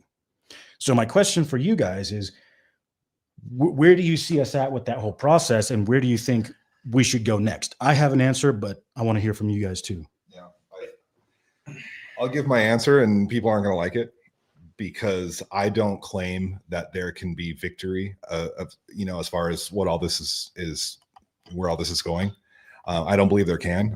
I believe far too many Americans are stupid, demoralized, morally and mentally weak, spiritually weak, divided. I think we're basically a conquered people. And I think that the plans to cause the downfall of America are ultimately going to happen. I do. We've been largely conquered already. We're too far gone. We're wrong. Gone. Yes, we're legitimately. I believe that we're going to fall fall as a country. However, and I've been doing this for years, I am speaking to the people who realize that this is going to happen, and there's not going to be some big kumbaya moment where everybody gets together and comes up with a solution. Most people are going to continue being demoralized, degenerate, because it's easy. weak. Yeah. If they even know, if they're even aware of this stuff, they're going to keep doing the same shit. They're not going to change their lives and uproot themselves and, you know, sell all the cool shit that they're making payments on and try to become self-reliant. So it's too hard. So most people are going to consent to this downfall narrative and bring it about. But a few people are going to say, fuck that. There's no way. And the few people, they are going to be the ones that have the discipline to change their lives. They're going to do it for themselves. They're going to do it for their families, for their loved ones.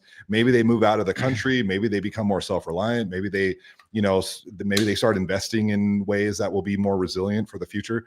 This could mean a lot of different things, but there's a small number of people who are going to take this seriously and really wake up to this and say, I'm not going to allow myself, me and my family, we're not going to be part of the downfall of America. And honestly, like that, sorry, I'll go real quick because I agree with you. I'm the same way. I think that we have gotten to a point where we're kind of past the point of no return. And honestly, it's biblical. Like we know that this is a biblical thing.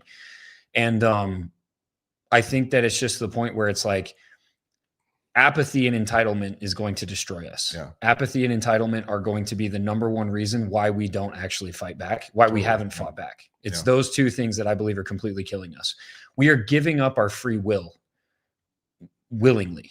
Because we just don't want it. We've become a society that just doesn't want to do the work. Yeah. Quote unquote. We just want to be told what to do, how to do, and why to do it. Yeah. And because of that, we are prime victims for all of what we're talking about right now. And so this is kind of going, this goes along with what, you know, Andy Frisella says. Andy Frisella is constantly talking about, he says the greatest, personal excellence is the ultimate rebellion. Right. And it's like, that's very much where I'm at. That's exactly where I'm at. The way I look at it is this: I'm going to do everything I possibly, like the Titanic is sinking. It's going down. Yeah. But I'll be damned if I take my family down into the freaking stateroom and lock us in there and drown. Right. I'm going to ride that bitch until the nose is sticking right up out of the water and I have absolutely nothing left. Right. But the way I'm going to do it is I'm going to become the best version of myself. I'm going to teach my kids how to do so. I'm going to be, you know, the leader and the man I need to be for my family, for my community. It really does just come down to like, guys, we're sinking. And so we have the choice of fighting while it sinks or just giving up and being apathetic while it sinks. Right. And I will say this, I think after whatever kind of collapse happens, I think inevitably there will be a rise. There will be a rise back up. Yes. So mentally, I'm thinking already way ahead to that. Yeah. Whatever happens, however bad it happens, maybe it's another Great Depression, maybe it's another Third World War. You know, there's a lot of ways that things can get really, really bad. And we have to remember that America is a very, very arrogant country. We think that we're powerful. We think we're wealthy. We are, by an enormous margin, the most indebted country on earth. So a lot of individuals and families and businesses and institutions and our entire country is in debt. We're not actually wealthy. We're in debt. Well, and I think here's the thing though. I think we do differ a little bit right there because I don't think we're headed towards, I don't think we're headed towards a third world war. I don't think we're headed towards, I mean, that might happen, but I don't think that's going to be what ultimately all of this is headed to. I think all of this is actually headed to what I believe will be the second coming. I think this is headed towards Jesus Christ coming again and everything we know about the world becoming the darkest, most awful, horrible place before he comes. And then he comes to save us all and get rid of the evil, right? I think that's ultimately at this point where we are going towards. I don't think we have another freaking, I'll be honest, another like 100 years. I think we are that close. I think we are in the last days. I mean, I agree with both of you I agree with your point to an extent. Like, obviously, you know, I'm a Christian, so I believe in the end time prophecy and the return of Christ. But that doesn't mean for me that I'm just going to sit here complicitly and idly and watch the destruction of my society, of my country, of the world, of the Palestinians, of my people. I'm not going to sit back and be complicit and be submissive to this evil. Right? It's going to happen. Christ is going to return and he's going to destroy these fucking evil swine. Eventually, it will fucking happen.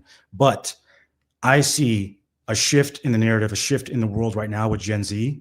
That's the first time since maybe the 1940s, 1930s, where we see a significant shift in the population and their viewpoint of what's actually going on. So I think there's a glimmer of hope. I think in the end, that will come to fruition. Christ will return and he will fucking destroy these swine. And it'll be a bad place before that happens. But in the meantime, I don't know a timeline, but I think there's a glimmer of hope, a Hail Mary shot that we can do something if we play the same game that they're playing. And we're not going to vote our way out of this. No. We're never going to vote our way out of this mess. What we have to do is we, as Gen Z, we're going to inherit this world next. We need to prop ourselves up in these positions of power all over the world, in politics, in finance, in education, in the entertainment industry, in every industry that these fucking swine run. That's what we need to do. And I see an uprising of Gen Z. I'm not sure how effective it's going to be, but I see for the first time in a long time an actual uprising and awakening in those people. Well, and that's part of what I'm talking about when I say excellence. Like, personal excellence is not just, you know, I'm talking about the main things that I'm going to do to be excellent. But at the end of the day, obviously part of that is also showing up, standing up, and speaking up, and raising awareness and doing your best to, if you've been given a platform, use that platform for good, right? Regardless of what might be the consequences, which I know you are doing, I know you're doing, I know I'm doing. Like, that's all part of it too, right? I think what I was getting at more was like this. It's like you said, we're not voting our way out of this. And quite frankly, everybody that wants to put on a Punisher mask and act like they're badass and that they're going to freaking take over the United States and overthrow it with a rebellion, you're full of shit. Nobody wants a civil war. Nobody actually wants that. And it wouldn't actually solve anything, because the problem is, then what, right? Then what? What happens then? And it's like, what we need is that would be exactly the fall of Rome that these people are trying to engineer, right? Exactly. Then that means they win. Exactly. So what you're talking about, Clyde, is exactly what needs to happen. It's a cultural revolution.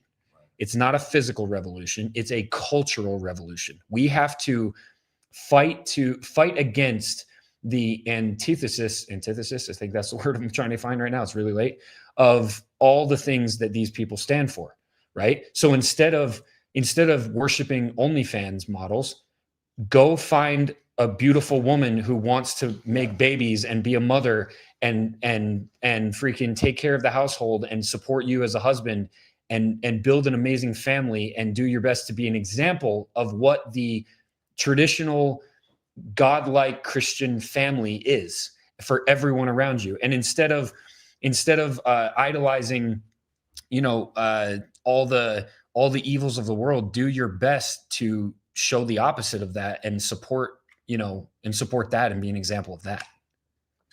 Yeah, I mean, the nuclear family needs to come back. Christian values need to come back, because we've been suppressed by this secularism, which is propagated by you know who. So, and I kind of see that coming back. I don't know what your guys' feeds look like, but I see a revival of the church. I see a lot of young people coming back to the church and coming back to Christ, and, you know, wanting these more traditional values and wanting to bring back the nuclear family. So I see a glimmer of hope there. You know, I think what was it?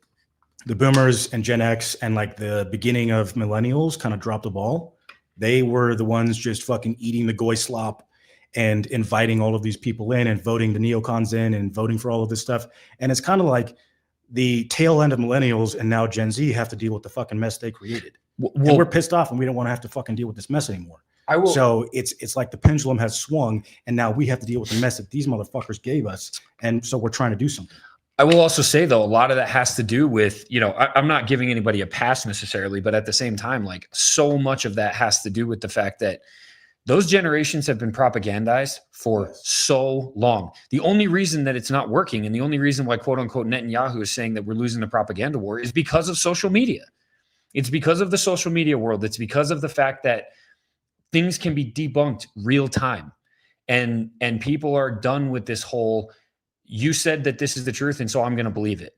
We've experienced a revival of people who are willing to ask questions and learn and not just kind of take the answer that they're giving them. I think a lot of people do, but I think a lot of people don't. And I think COVID was actually kind of part of that wake-up call. And I don't know that those people anticipated that. I don't know if that was part of the anticipation. I think they kind of got punched in the nose on that one, caught with their pants down.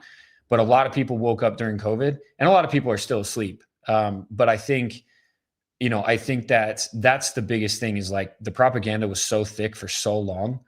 And now that we have social media and now that all the truth is out there, these younger generations aren't falling for it, which is obviously why these people are buying up the social media platforms and doing podcast tours. Dude, I saw the craziest thing today, actually. It just reminded me. I don't know if you guys saw this. Patrick Bet David. Cut. Dude, wait till you hear that. You know what? I'm going to look it up and just pull it up. I'm going to surprise you. While you do that, I'm going to take a piss. Yeah. Wait till you see this, dude. This was one of the craziest things that I've seen in a long, long time. Hold on a second. Are you talking about the roast? Yeah, bro. You're talking about what he said to save Bibby? Yeah, bro. They didn't have a roasted Bibby? Yeah. Like, is this a joke? Are you kidding me right now? This is the dumbest thing I've ever heard. I can't believe he actually said it. It's probably in here, actually. What am I doing?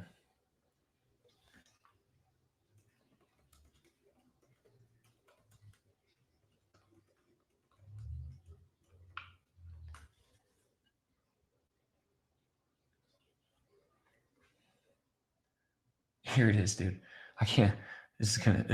I couldn't believe it. I could not believe I saw this morning, dude. Wow. It was the absolute most ridiculous. You read the caption, didn't you? Yeah. Cheater.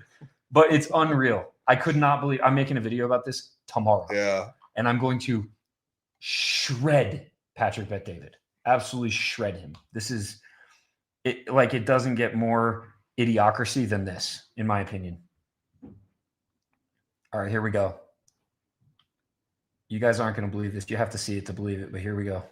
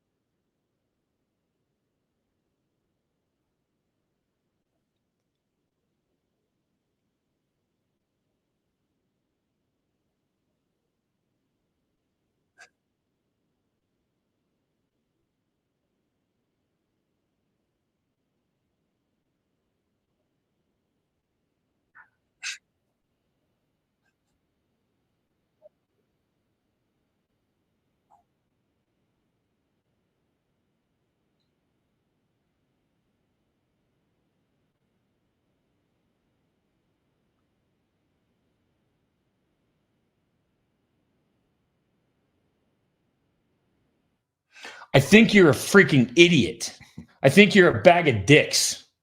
I think you're the dumbest person on the planet right now, suggesting that a war criminal should be roasted by comedians Like he's a celebrity or something. as if he's a celebrity. And not only that, he literally says, so that people can move on. Yeah. I want to comment on this Are because you high? he just opened up something that I feel very strongly about with respect to the way that anti-Semitism has been able to really Hold proliferate. on. Nobody can see that video. Hang on a second, guys. Let me do that. I apologize. I'll put it up. My bad. That's my bad, guys. Hold up. Play it on 1.5 speed. No, that wasn't the problem though. It was. When you do Yeah. I can do that. Wait, where is it? Settings. Hang on a second, guys. I apologize. That's my fault. Playback speed. Yeah, got it. I'll do 1.25. How's that? Or do 1.5. Yeah. 1.5. That's the move. All right. Sorry, guys. That's my bad. Here we go. Now it's added to the stage. All right. Let's do it one more time.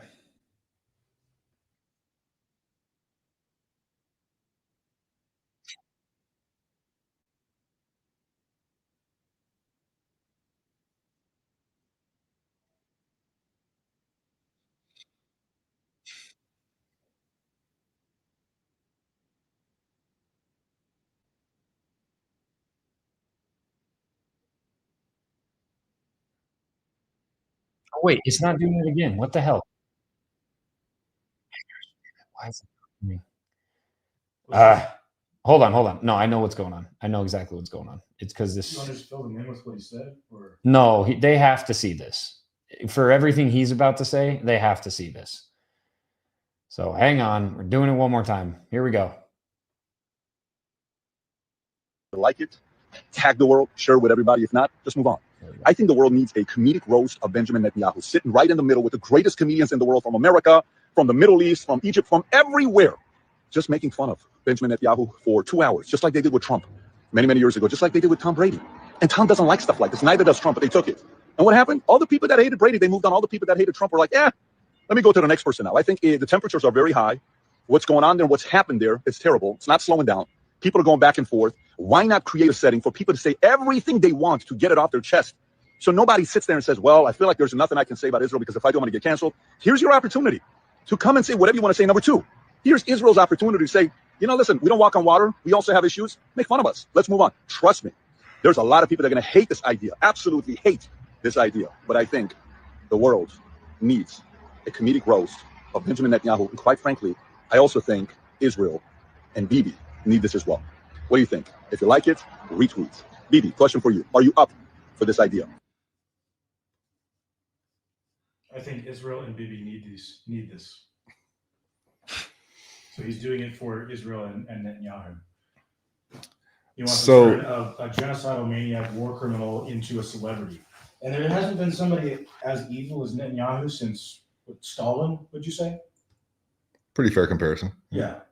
And he wants to turn him into like a celebrity that they're going to do a roast of. So that everybody can move on. Yeah. So that's the thing. That's a point. So something I feel really strongly about is that I have a very strong suspicion that the reason why there has been a sudden proliferation of all kinds of what we'll call anti-Semitic content in the last year or so is because I believe they're trying to mainstream it. I believe it's not just that. I think it is.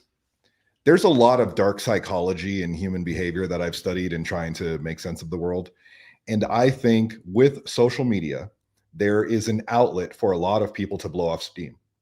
So it's basically functions as a pressure release valve. If people can sit on their toilet with their phone in their hand and just mouth off and talk about how shitty someone is or what a stupid idea is or whatever, and then maybe there's thousands of comments talking about how horrible of a leader Trump is or how terrible Obama was or whatever.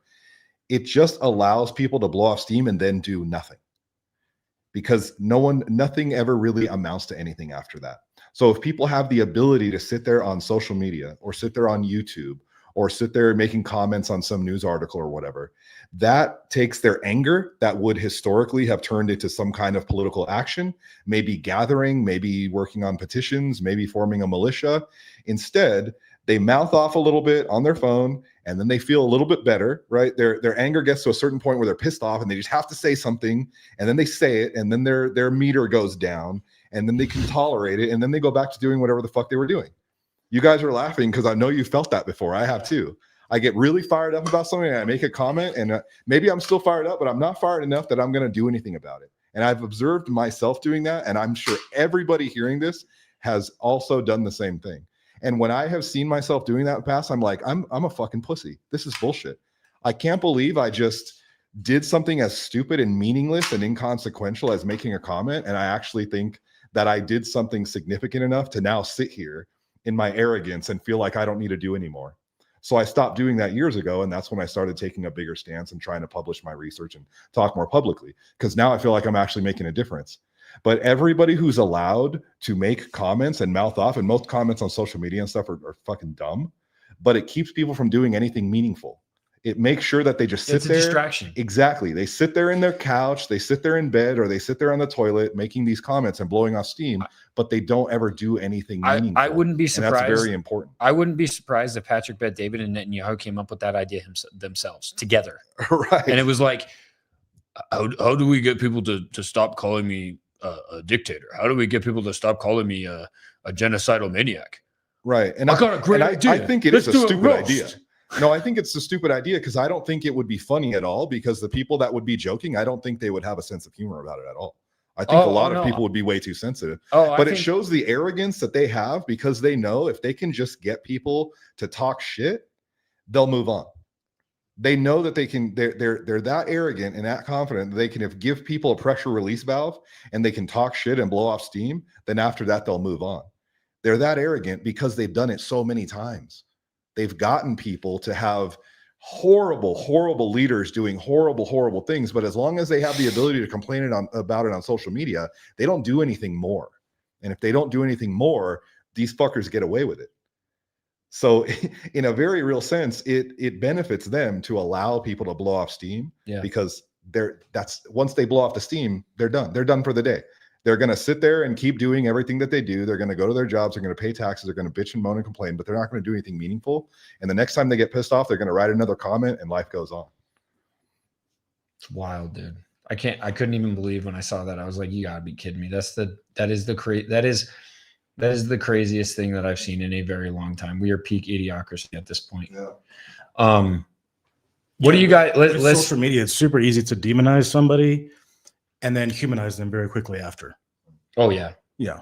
Oh yeah. Like you can literally make meme. They could start making memes about Bibi, and people will start liking him again. Like it's that stupid. It's that brain rot to forget all the atrocities and war crimes this guy did. So if they did a roast, then people would just start making memes of him, and then the narrative would shift. That maybe remix videos, and they'll make these like aura edits of him and stuff. Like it's so fucking AI brain rot. videos. Yeah, AI videos. What were you gonna say? I was just gonna say, unless you guys have something else, let's do some Q&A. What do you think? I'll jump to Q&A. Sure. All right. If you guys got some questions, put them in the chat. We'll go to the super chats first. And I appreciate you guys. Thanks so much for the support. Let's do this one. Jeremiah 24, God put Jews into two groups, good figs and bad figs, just like the Lord warned us, the tares of the enemy sown among us. Will you consider the possibility of evil men among our religious leaders? Will I? Yeah, absolutely. We talked about this. I don't consider the possibility of good men. Yeah, I was going to say, like, dude, here's the thing, man. I've said this many times. I think there's a far greater chance of men of God or leaders within religion to be capable of some of the most horrific, evil things that the world has ever seen, because that is how it's been historically. Some of the worst things that have ever happened in human history happened based on faith, religion, and God. And what they proclaim, like they were either falsely proclaiming that they were men of God or people of God or whatever, or they did it thinking that it was actually what they were supposed to do based on their faith and their religion. So would I consider Or they can do things that are just greedy and power mongering, but they can wrap it up in a religious narrative. Yeah, exactly. Exactly. Because they're coming from a place where people are supposed to believe that they are good people and that they have the authority and the, that they're just another level above. And so it already puts them in a place where far less people will question their actions compared to if it was just another person, right? So would I consider it? I wouldn't only consider it. It would be more of a consideration for me every time. That's why all this crap about Pastor Rob and freaking all these these Zionist pastors that came out after the Charlie Kirk assassination, when everybody's like, you can't say that they're men of God. Why are you saying that? It's like, and what you're not proving your point here. You're not helping your case. You're making it worse. I'm going to question them more than I'll question other people. I don't know. That's my take. What's your take? With the whole turning point thing, like no, just this question about like considering the possibility of evil men among leaders in religion. Yeah, I mean, I agree with what you said, and the same thing with turning point, how they try to hide behind the religion and say, "Oh, you can't question us because we're men of God" or whatever. They're literally practicing a Jewified, far cry, schismatic, heretical version of Christianity. So shut the fuck up. Yeah. Okay, so she hit another one, but it's kind of the same question. Have you considered the awakening to Israel's control over U.S. leaders, bad figs that has cursed every land and habit, is to distract us from the tares among our own religious leaders? What do you think, Cato? What do you think of that one? I don't really understand that question. So basically, this last one she said was, God put Jews into two groups, good figs and bad figs, just like the Lord warned us of tares of the enemy sown among us. And then this one basically builds on it, and it says, have you considered the awakening to Israel's control over U.S. leaders, aka the bad figs, that has caused every land they inhabit is actually to distract us from the tares among our own religious leaders.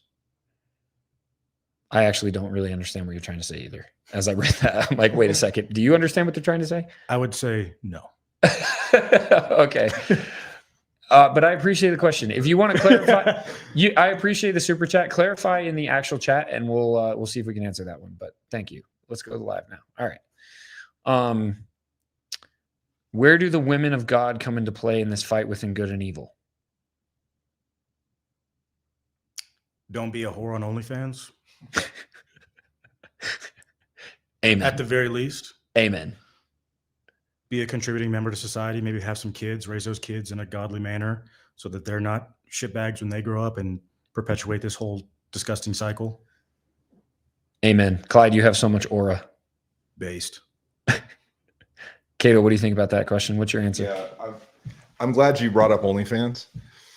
I think with respect to like the whole environment of dating and relationships right now, it's been in decline for a long time for a number of different reasons, right?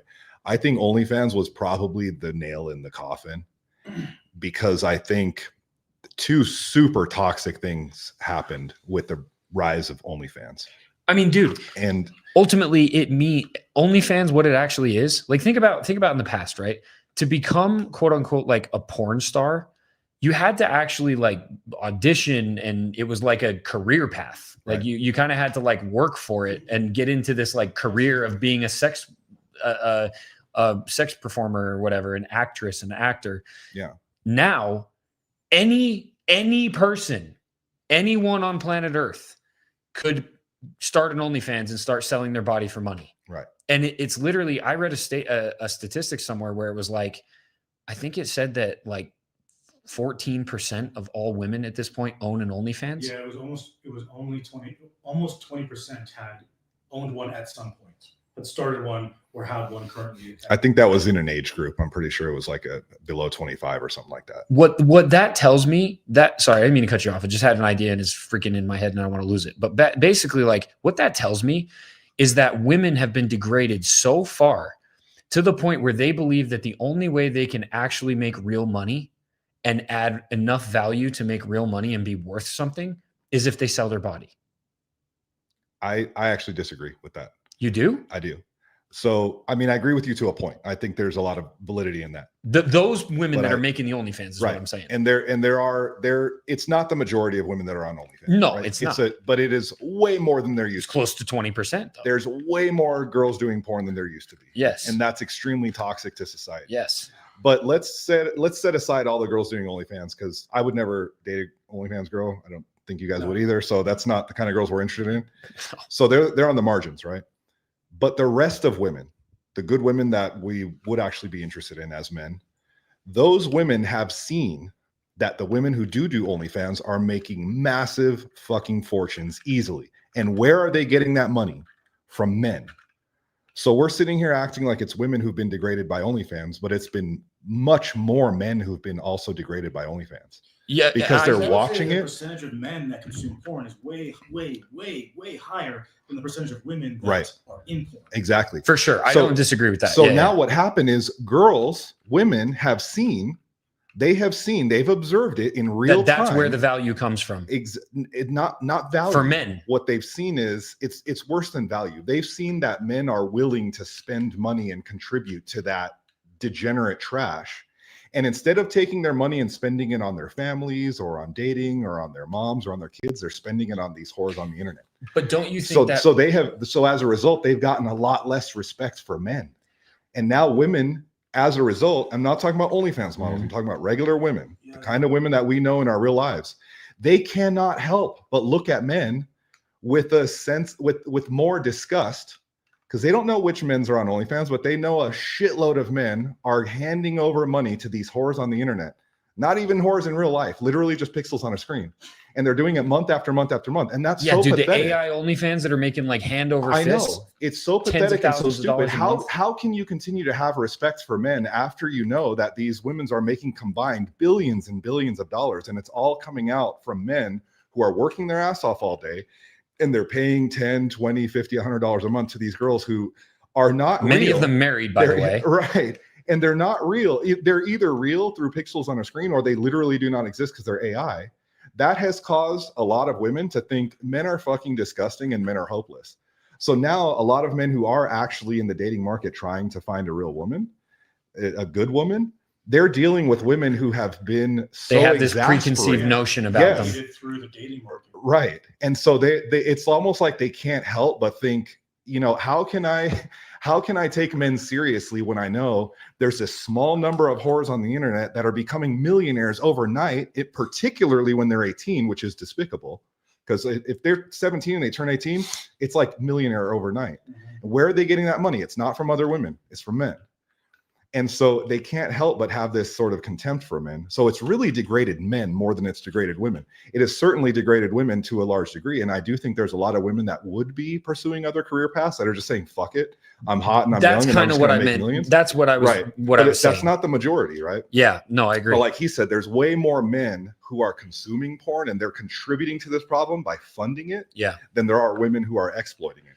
Well, and also, I mean, the implication of this that will it's inevitably going to run into AI, and this OnlyFans like surge right now is inevitable. It's inevitable that it's going to become AI fake women that men are going into this virtual universe all the time, and eventually it's going to be robots. It's going to be lifelike robots that have lifelike features, and now you get to a point where that lifelike robot has a consciousness that you can design as the man. You can say, I want this woman to do X, Y, and Z and not do X, Y, and Z. Yeah. And change as soon as you're bored. And it will do everything I want it to do. It becomes it's literally a slave.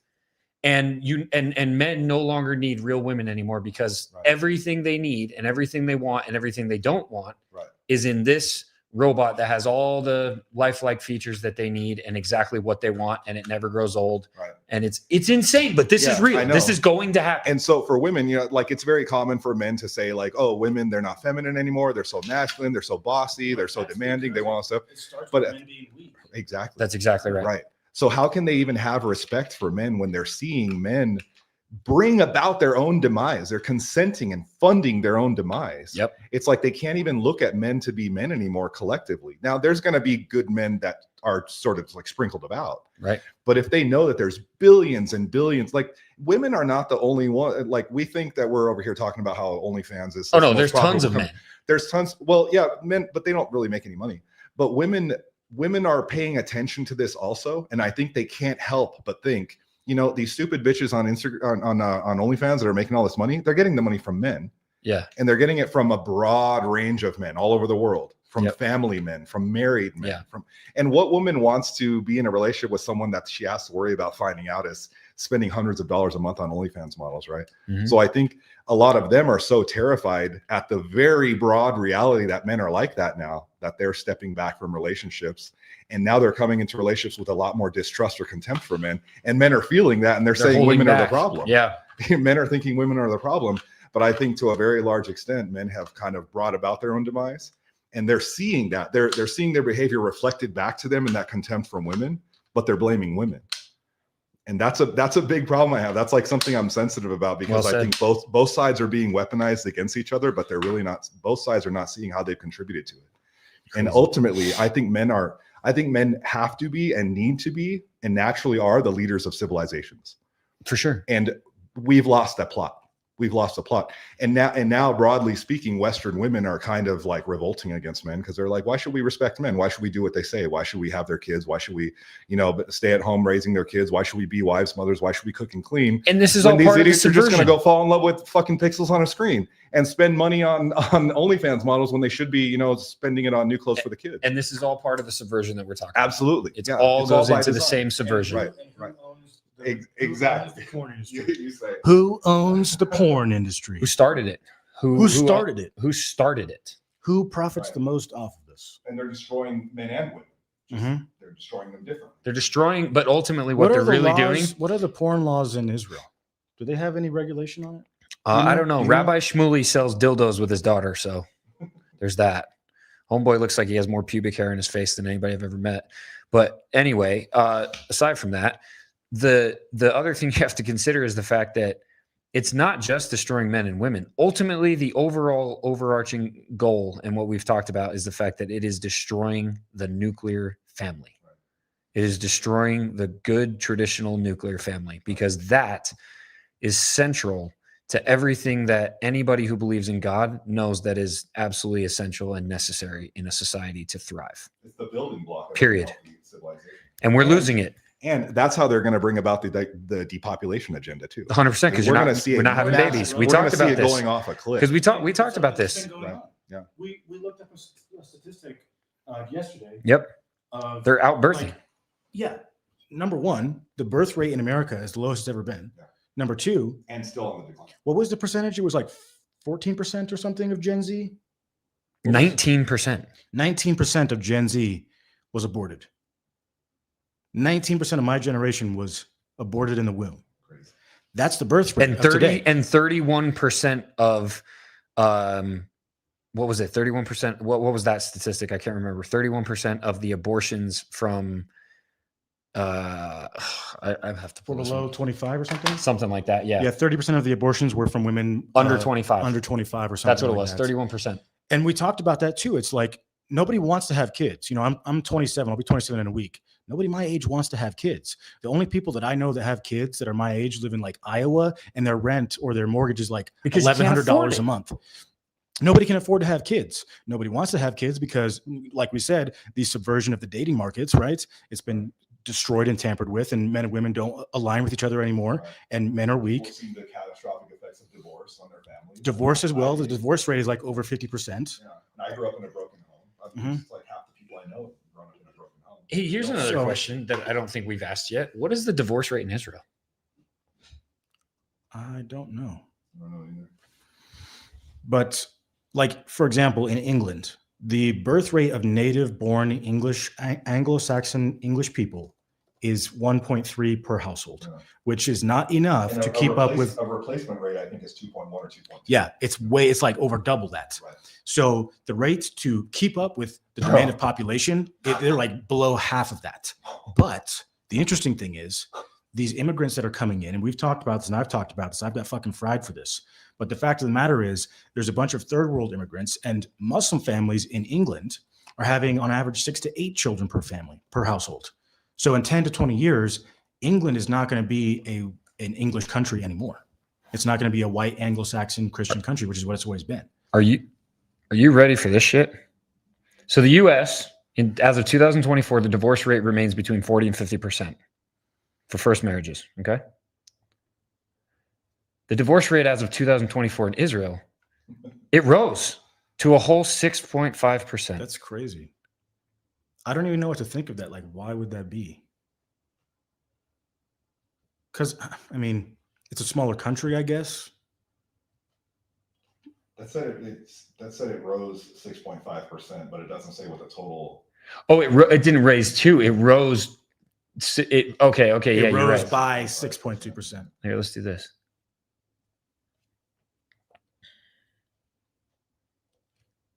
Okay, so that's how they figured it out. But this is all part of the plan I always talk about, where Here we go. a well-organized group of a minority will always be a disorganized group of the majority. So Israel is that well-organized group of the minority. And when they're well-organized, as we see they have been for a long time, they can control powerhouses like America, superpowers like America, superpowers like Russia, superpowers like England. You heard about the Great Replacement theory? Yeah. Israel. Mm-hmm. It's 27%. People don't want to talk about Israel's that one either. 27%. We're about 48%. They're 27%. It's half. I don't know what to think about that. Anyway, I just thought it was interesting. Do you want to do the next question? Yeah, let's do the next question. Let's see. What do we got?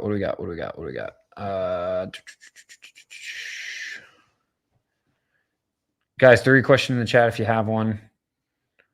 I'm not seeing. Let's see. Clyde has so much more. That's what I said before. Oh, wait, hold. We do have to address this one. Wrong. The most egregious things happened under socialism where religion was canceled. Stop spreading this false and uneducated narrative. I'm sorry, what? What was it? I think this person is referring to the fact that I said some of the worst things in history have happened under the guise of religion. And you're trying to tell me I'm wrong? Because under socialism where religion what do you was think canceled? What do you think happened with socialism? Like, you got an answer for that, Cato? No. I do. Why did the Bolshevik Revolution happen? Why did that take place? That's the answer. Yeah, That's a long answer. I mean, in regards to religion. Yeah. Well, fundamentally, Bolshevism or communism or whatever was an atheist movement, right? That's what they were promoting. Mm-hmm. But then a lot of the vast majority of the actual revolutionaries were Jewish, particularly in the leadership positions, right? So, and there was actually quite a bit of Jews at that time in their writing and in their own writing, like their own newspapers and stuff, who were quite proud of the fact that communism was a Jewish movement, because at that point they thought it was going to be great. There hadn't yet been the genocides and the starvation and all this totalitarian, dystopian stuff. Yeah. They thought it was going to be an awesome thing, like a great new solution for the world. So they were kind of bragging about the fact that it was Jewish. And then a few years later, when they realized it was genocide and torture and starvation, then all of a sudden they stopped calling it a Jewish movement. Right? Yeah. Suddenly they start to, let's call it a Russian movement. And then call it a Jewish movement. And then go into the next one. How many little boys were raped by Catholic priests and clergy for years and years and years and years and years? That was under the guise of religion and faith and men of God. Yeah. That was pretty horrific. What else? Well, How about just now? You could pretty much say the entire Gaza genocide. Eight centuries of the Islamic Caliphate. Yeah. They destroyed 3/4 of the Christian Yeah. world. Yeah. Under the guise of religion. Stop spreading misinformation, Clyde. All right. Anyway, hope that answers your question. How bad does America have to get here? How bad does America have to get before Americans from both sides finally unite and try, I think you're trying to say unite and try to fight back against the Zionist controlled system, maybe start a, this is the kind of stuff that I'm talking about. This is the worse America gets, the more we divide. We just talked about this. And the last thing that anybody wants is civil war. And anybody that's suggesting that is retarded, in my opinion, because nobody actually wants to get in a physical conflict. People like to pretend like they do because they've never seen physical conflict, but nobody actually wants that. And you can ask anybody who's been in a physical conflict and they will tell you that that is the worst possible thing that could happen in the United States of America. The absolute worst possible thing. And to your point, it would be the fall of the United States of America and they would win. That would be the fall of Rome. A civil war would not reignite America. It would destroy it. That's my opinion. If you guys want to answer that one. Yeah, but I mean, I think the worse that America gets, the worse that the divide is going to become, because that's one of their main strategies, is to divide the Commonwealth people. That's always their strategy. And I talked about this the day Charlie got shot and the day after. I was trying to basically keep everybody even keeled because I knew what was going on. Now, I didn't know who killed Charlie. I didn't have any, good answers at that point. But what I did know for certain is that what the people at the top were doing is shaking the fucking jar. They were shaking the jar and getting you and me pissed off at our neighbor so that we were focused on each other, so that we miss exactly what's going on at the top, what's actually happening with this narrative. So they're always going to pin us against each other. And unfortunately, I hate to say it, but it's the left that usually buys into that. When we saw with Charlie Kirk, they were literally cheering. I mean, there was thousands of people that posted online just egging on the right. Just like literally laughing at the death of Charlie Kirk, making fun of his wife and kids, making fun of the right, making fun of turning points. And then all they were doing was just shaking up the jar more. And I was trying to keep people to be like calm and cool and collected and tell them essentially, hey, somebody threw a rock and we're the ripple. What we need to do is look at who threw the fucking rock and stop bickering with each other, because we don't even know who did this. But what they want is for you to have a knife at your fucking neighbor's throat. And we gave them that. I felt the exact same way at the exact same time. And it doesn't get better. I have a very hard time believing that Americans are going to figure out that we're constantly being harassed and targeted and exploited and parasitically used by this outside group, potentially many outside groups, but we're constantly pointing the finger at each other. It's ridiculous. And that's what they want. It's 100% what they want. And I have a very hard time thinking that Americans can ever unwrap their minds from this bipolar dynamic where everything that happens in the world is either because of Republicans or because of Democrats. They can't. It's so ingrained in. I've given up. Yeah, it is so ingrained at this point that everybody thinks it's a two-party thing. Yeah. The tribalism and the identity politics that now exists in this country is absolutely asinine. It's like I made a comment actually on I don't know if you saw this, but the Pentagon has now brought in their newest freaking press people. And I don't know if you saw this, but they're like all the 18 to 23-year-old influencers that were super, super pro-Zionist, went on the Israel trip, all this other stuff. The one kid looks like he's legitimately 12 years old. Okay. And I made a comment on one of their posts and I said something about how they ran propaganda for long enough that now they got their press pass and they're happy or whatever. And they immediately assumed that I was a leftist. Like immediately the response was, oh, it was something like liberalism is a disease. And I'm like, and that proves exactly why you are where you are and why you are who you are, because you didn't even take a second to do a little bit of research of who I am, because I am definitely not a leftist.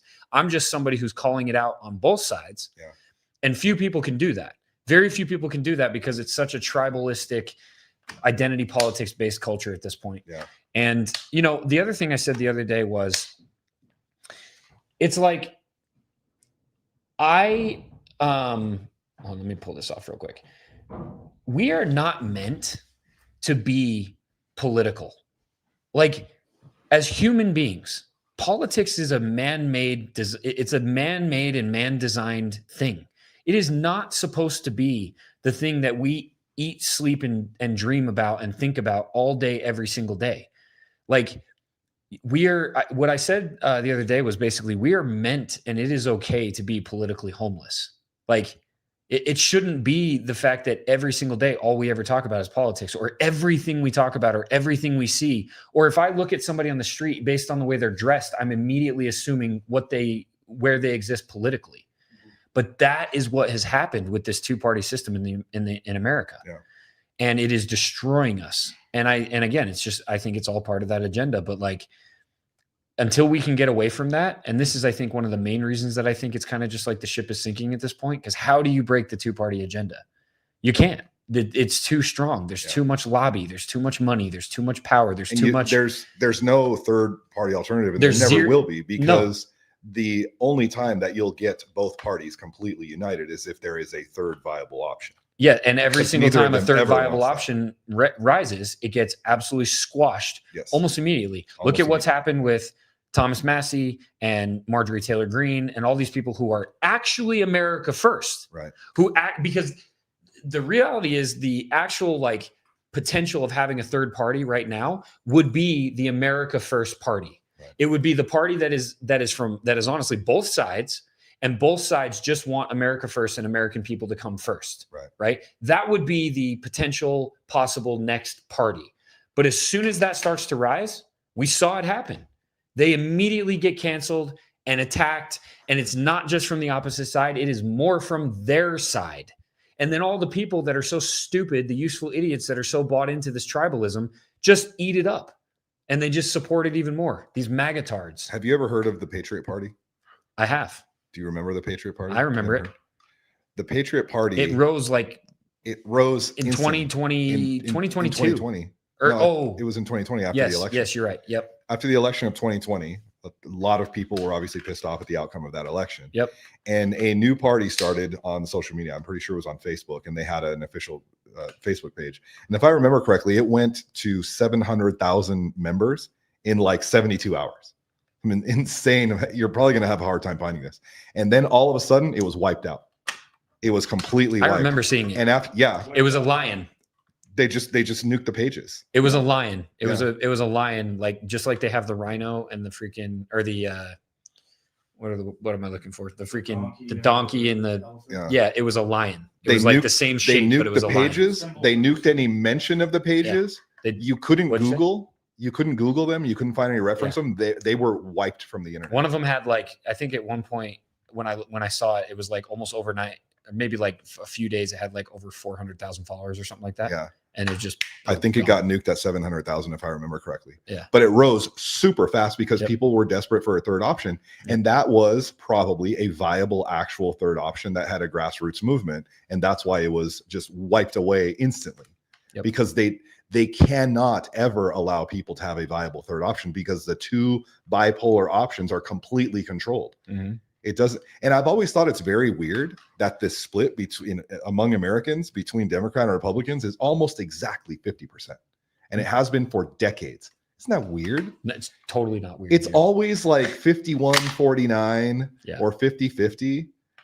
But they always keep it like this fine balance. It's like if there's ever too many Republicans, it's like they somehow socially engineer some of them to come back over to the left so they can keep this balance. And they've been doing it for decades. For decades, Like it's been someone's literally almost looking exactly at it, and it's 50-50. like these beads on this line. It's like, ooh, ooh. I believe it is. I believe they can socially engineer Americans with that much precision. So do I. And they do that to maintain this fine balance of people who can accomplish nothing. They want to make sure that they never get too much power on either side, and certainly not in any other third party. Because they can never be bipartisan on anything except for support for Israel. Yeah, seriously. That's the only thing they can Every do. single time they vote on something, it's like a freaking battle, and they have to have a tiebreaker. Yeah.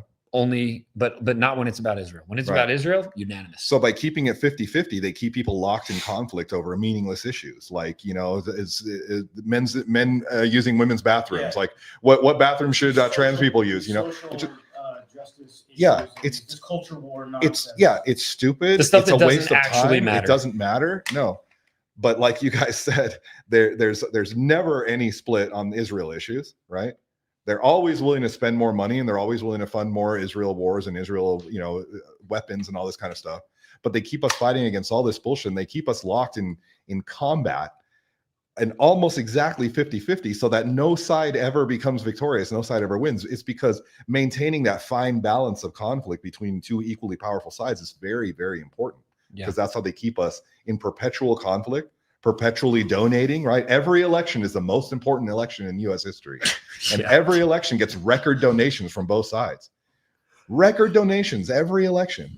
Why? Because all these people are handing money over, thinking they're going to make a difference, when really they're handing money over to a fucking uniparty. That's exactly what it is. That you nailed it right there. It's a uniparty. Yeah. It's a freaking uniparty. That's what it comes down to. Can you read Monkey Odd? Yeah. Can we differentiate between Jays and Israel, the government? All governments do evil things, so it's not surprising. Jays have it in their blood. Mr. Ora? I think this was a rhetorical question. I don't know.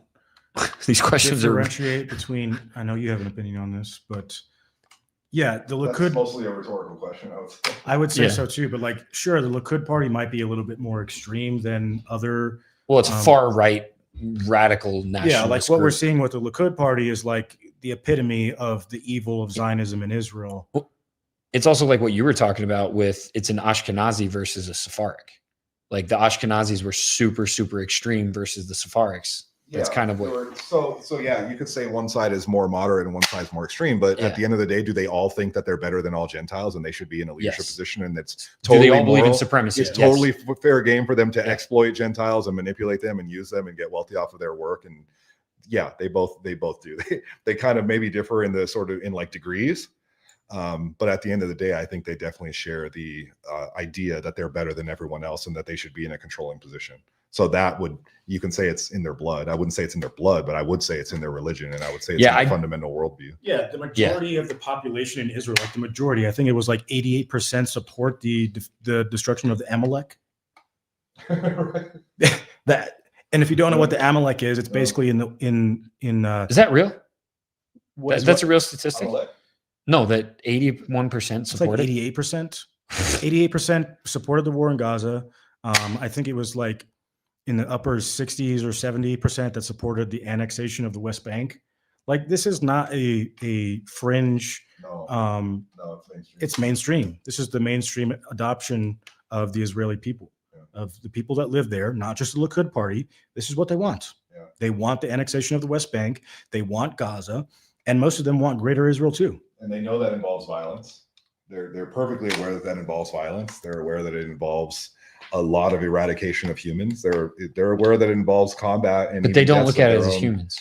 Well, that's true.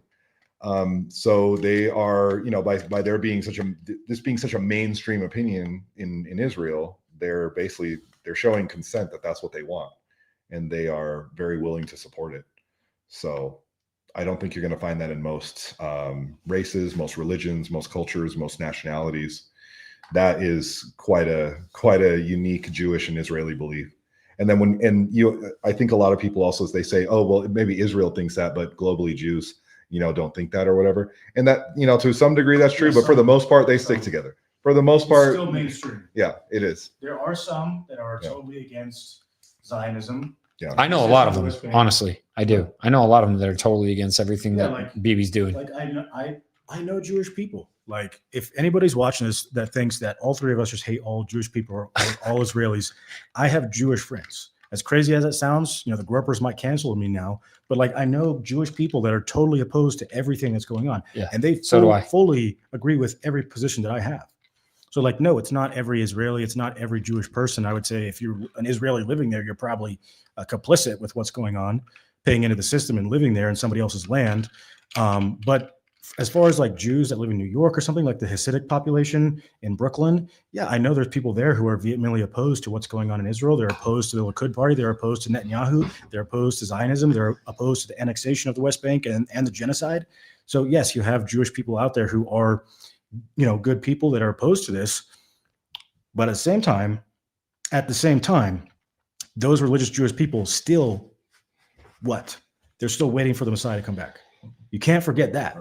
You can't forget that. They still believe that the Messiah is going to come back and vanquish all of their enemies. So maybe they don't have the stomach for the genocide now, but they know, I don't want to look at it now, but I know it's got to happen. But we're going to end up on top. Yeah. Right. All right, guys. If you have, let's do like one or two more questions, then we're going to call it. We got, let's see, what do we got? We got 675 people watching. That's freaking awesome, guys. Thank you so much for your all support. Again, please make sure you subscribe to my YouTube, subscribe to Clyde's YouTube, and follow Cato on Instagram. It's Cato.Dezora, Dezorra. Follow Clyde. Follow me on Instagram, _TheRealClyde _ and iWenster. Throw another, if you guys have another question, let's do one more. Let's do one more question. Go ahead and throw it in there, and then we're going to call it. It's late. Or don't, and then we'll just take it as a sign that everybody wants to go to bed. Is it coming in just through YouTube or through X too? They come in through YouTube and X, but they all come in the same place, I believe. Or maybe there's more in here. Let's see. Oh, no, let's see. It's a very open-ended question.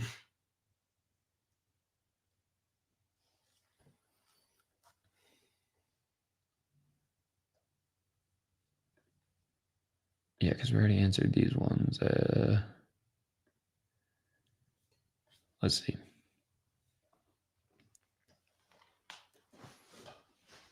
What are some, here you go. That's one. What are some ways to prevent the fall of America, in your opinion? We've kind of talked about that already. Yeah, that was very open-ended. Yeah. All right. Well, if you guys aren't going to ask a question, then we are good. We can just freaking go. But Cato, you want to leave us off with something? What do you want? What's the final thought? Final thought, and then we'll go to Clyde. My final thought, I don't even know what that would be in the context of. So I don't know either. We've talked about a lot of shit. We talked so much because we've been doing this for 2.5 hours, and right before this, we did a 3.5 hour podcast. We're talking about a lot. Yeah, we covered a whole lot. Final thoughts. Patrick Bet David is a freaking idiot. And it's the dumbest, most ridiculous, retarded thing I've ever heard of, thinking that we're going to put Netanyahu on a roast stage. He deserves to be on a lot more than a roast stage. I can think of a few places he deserves to be that's not a stage. Maybe a different kind of. And if it was a stage, it would be a different kind of something roast. Would be happening. Yeah, it'd be a different kind of roast.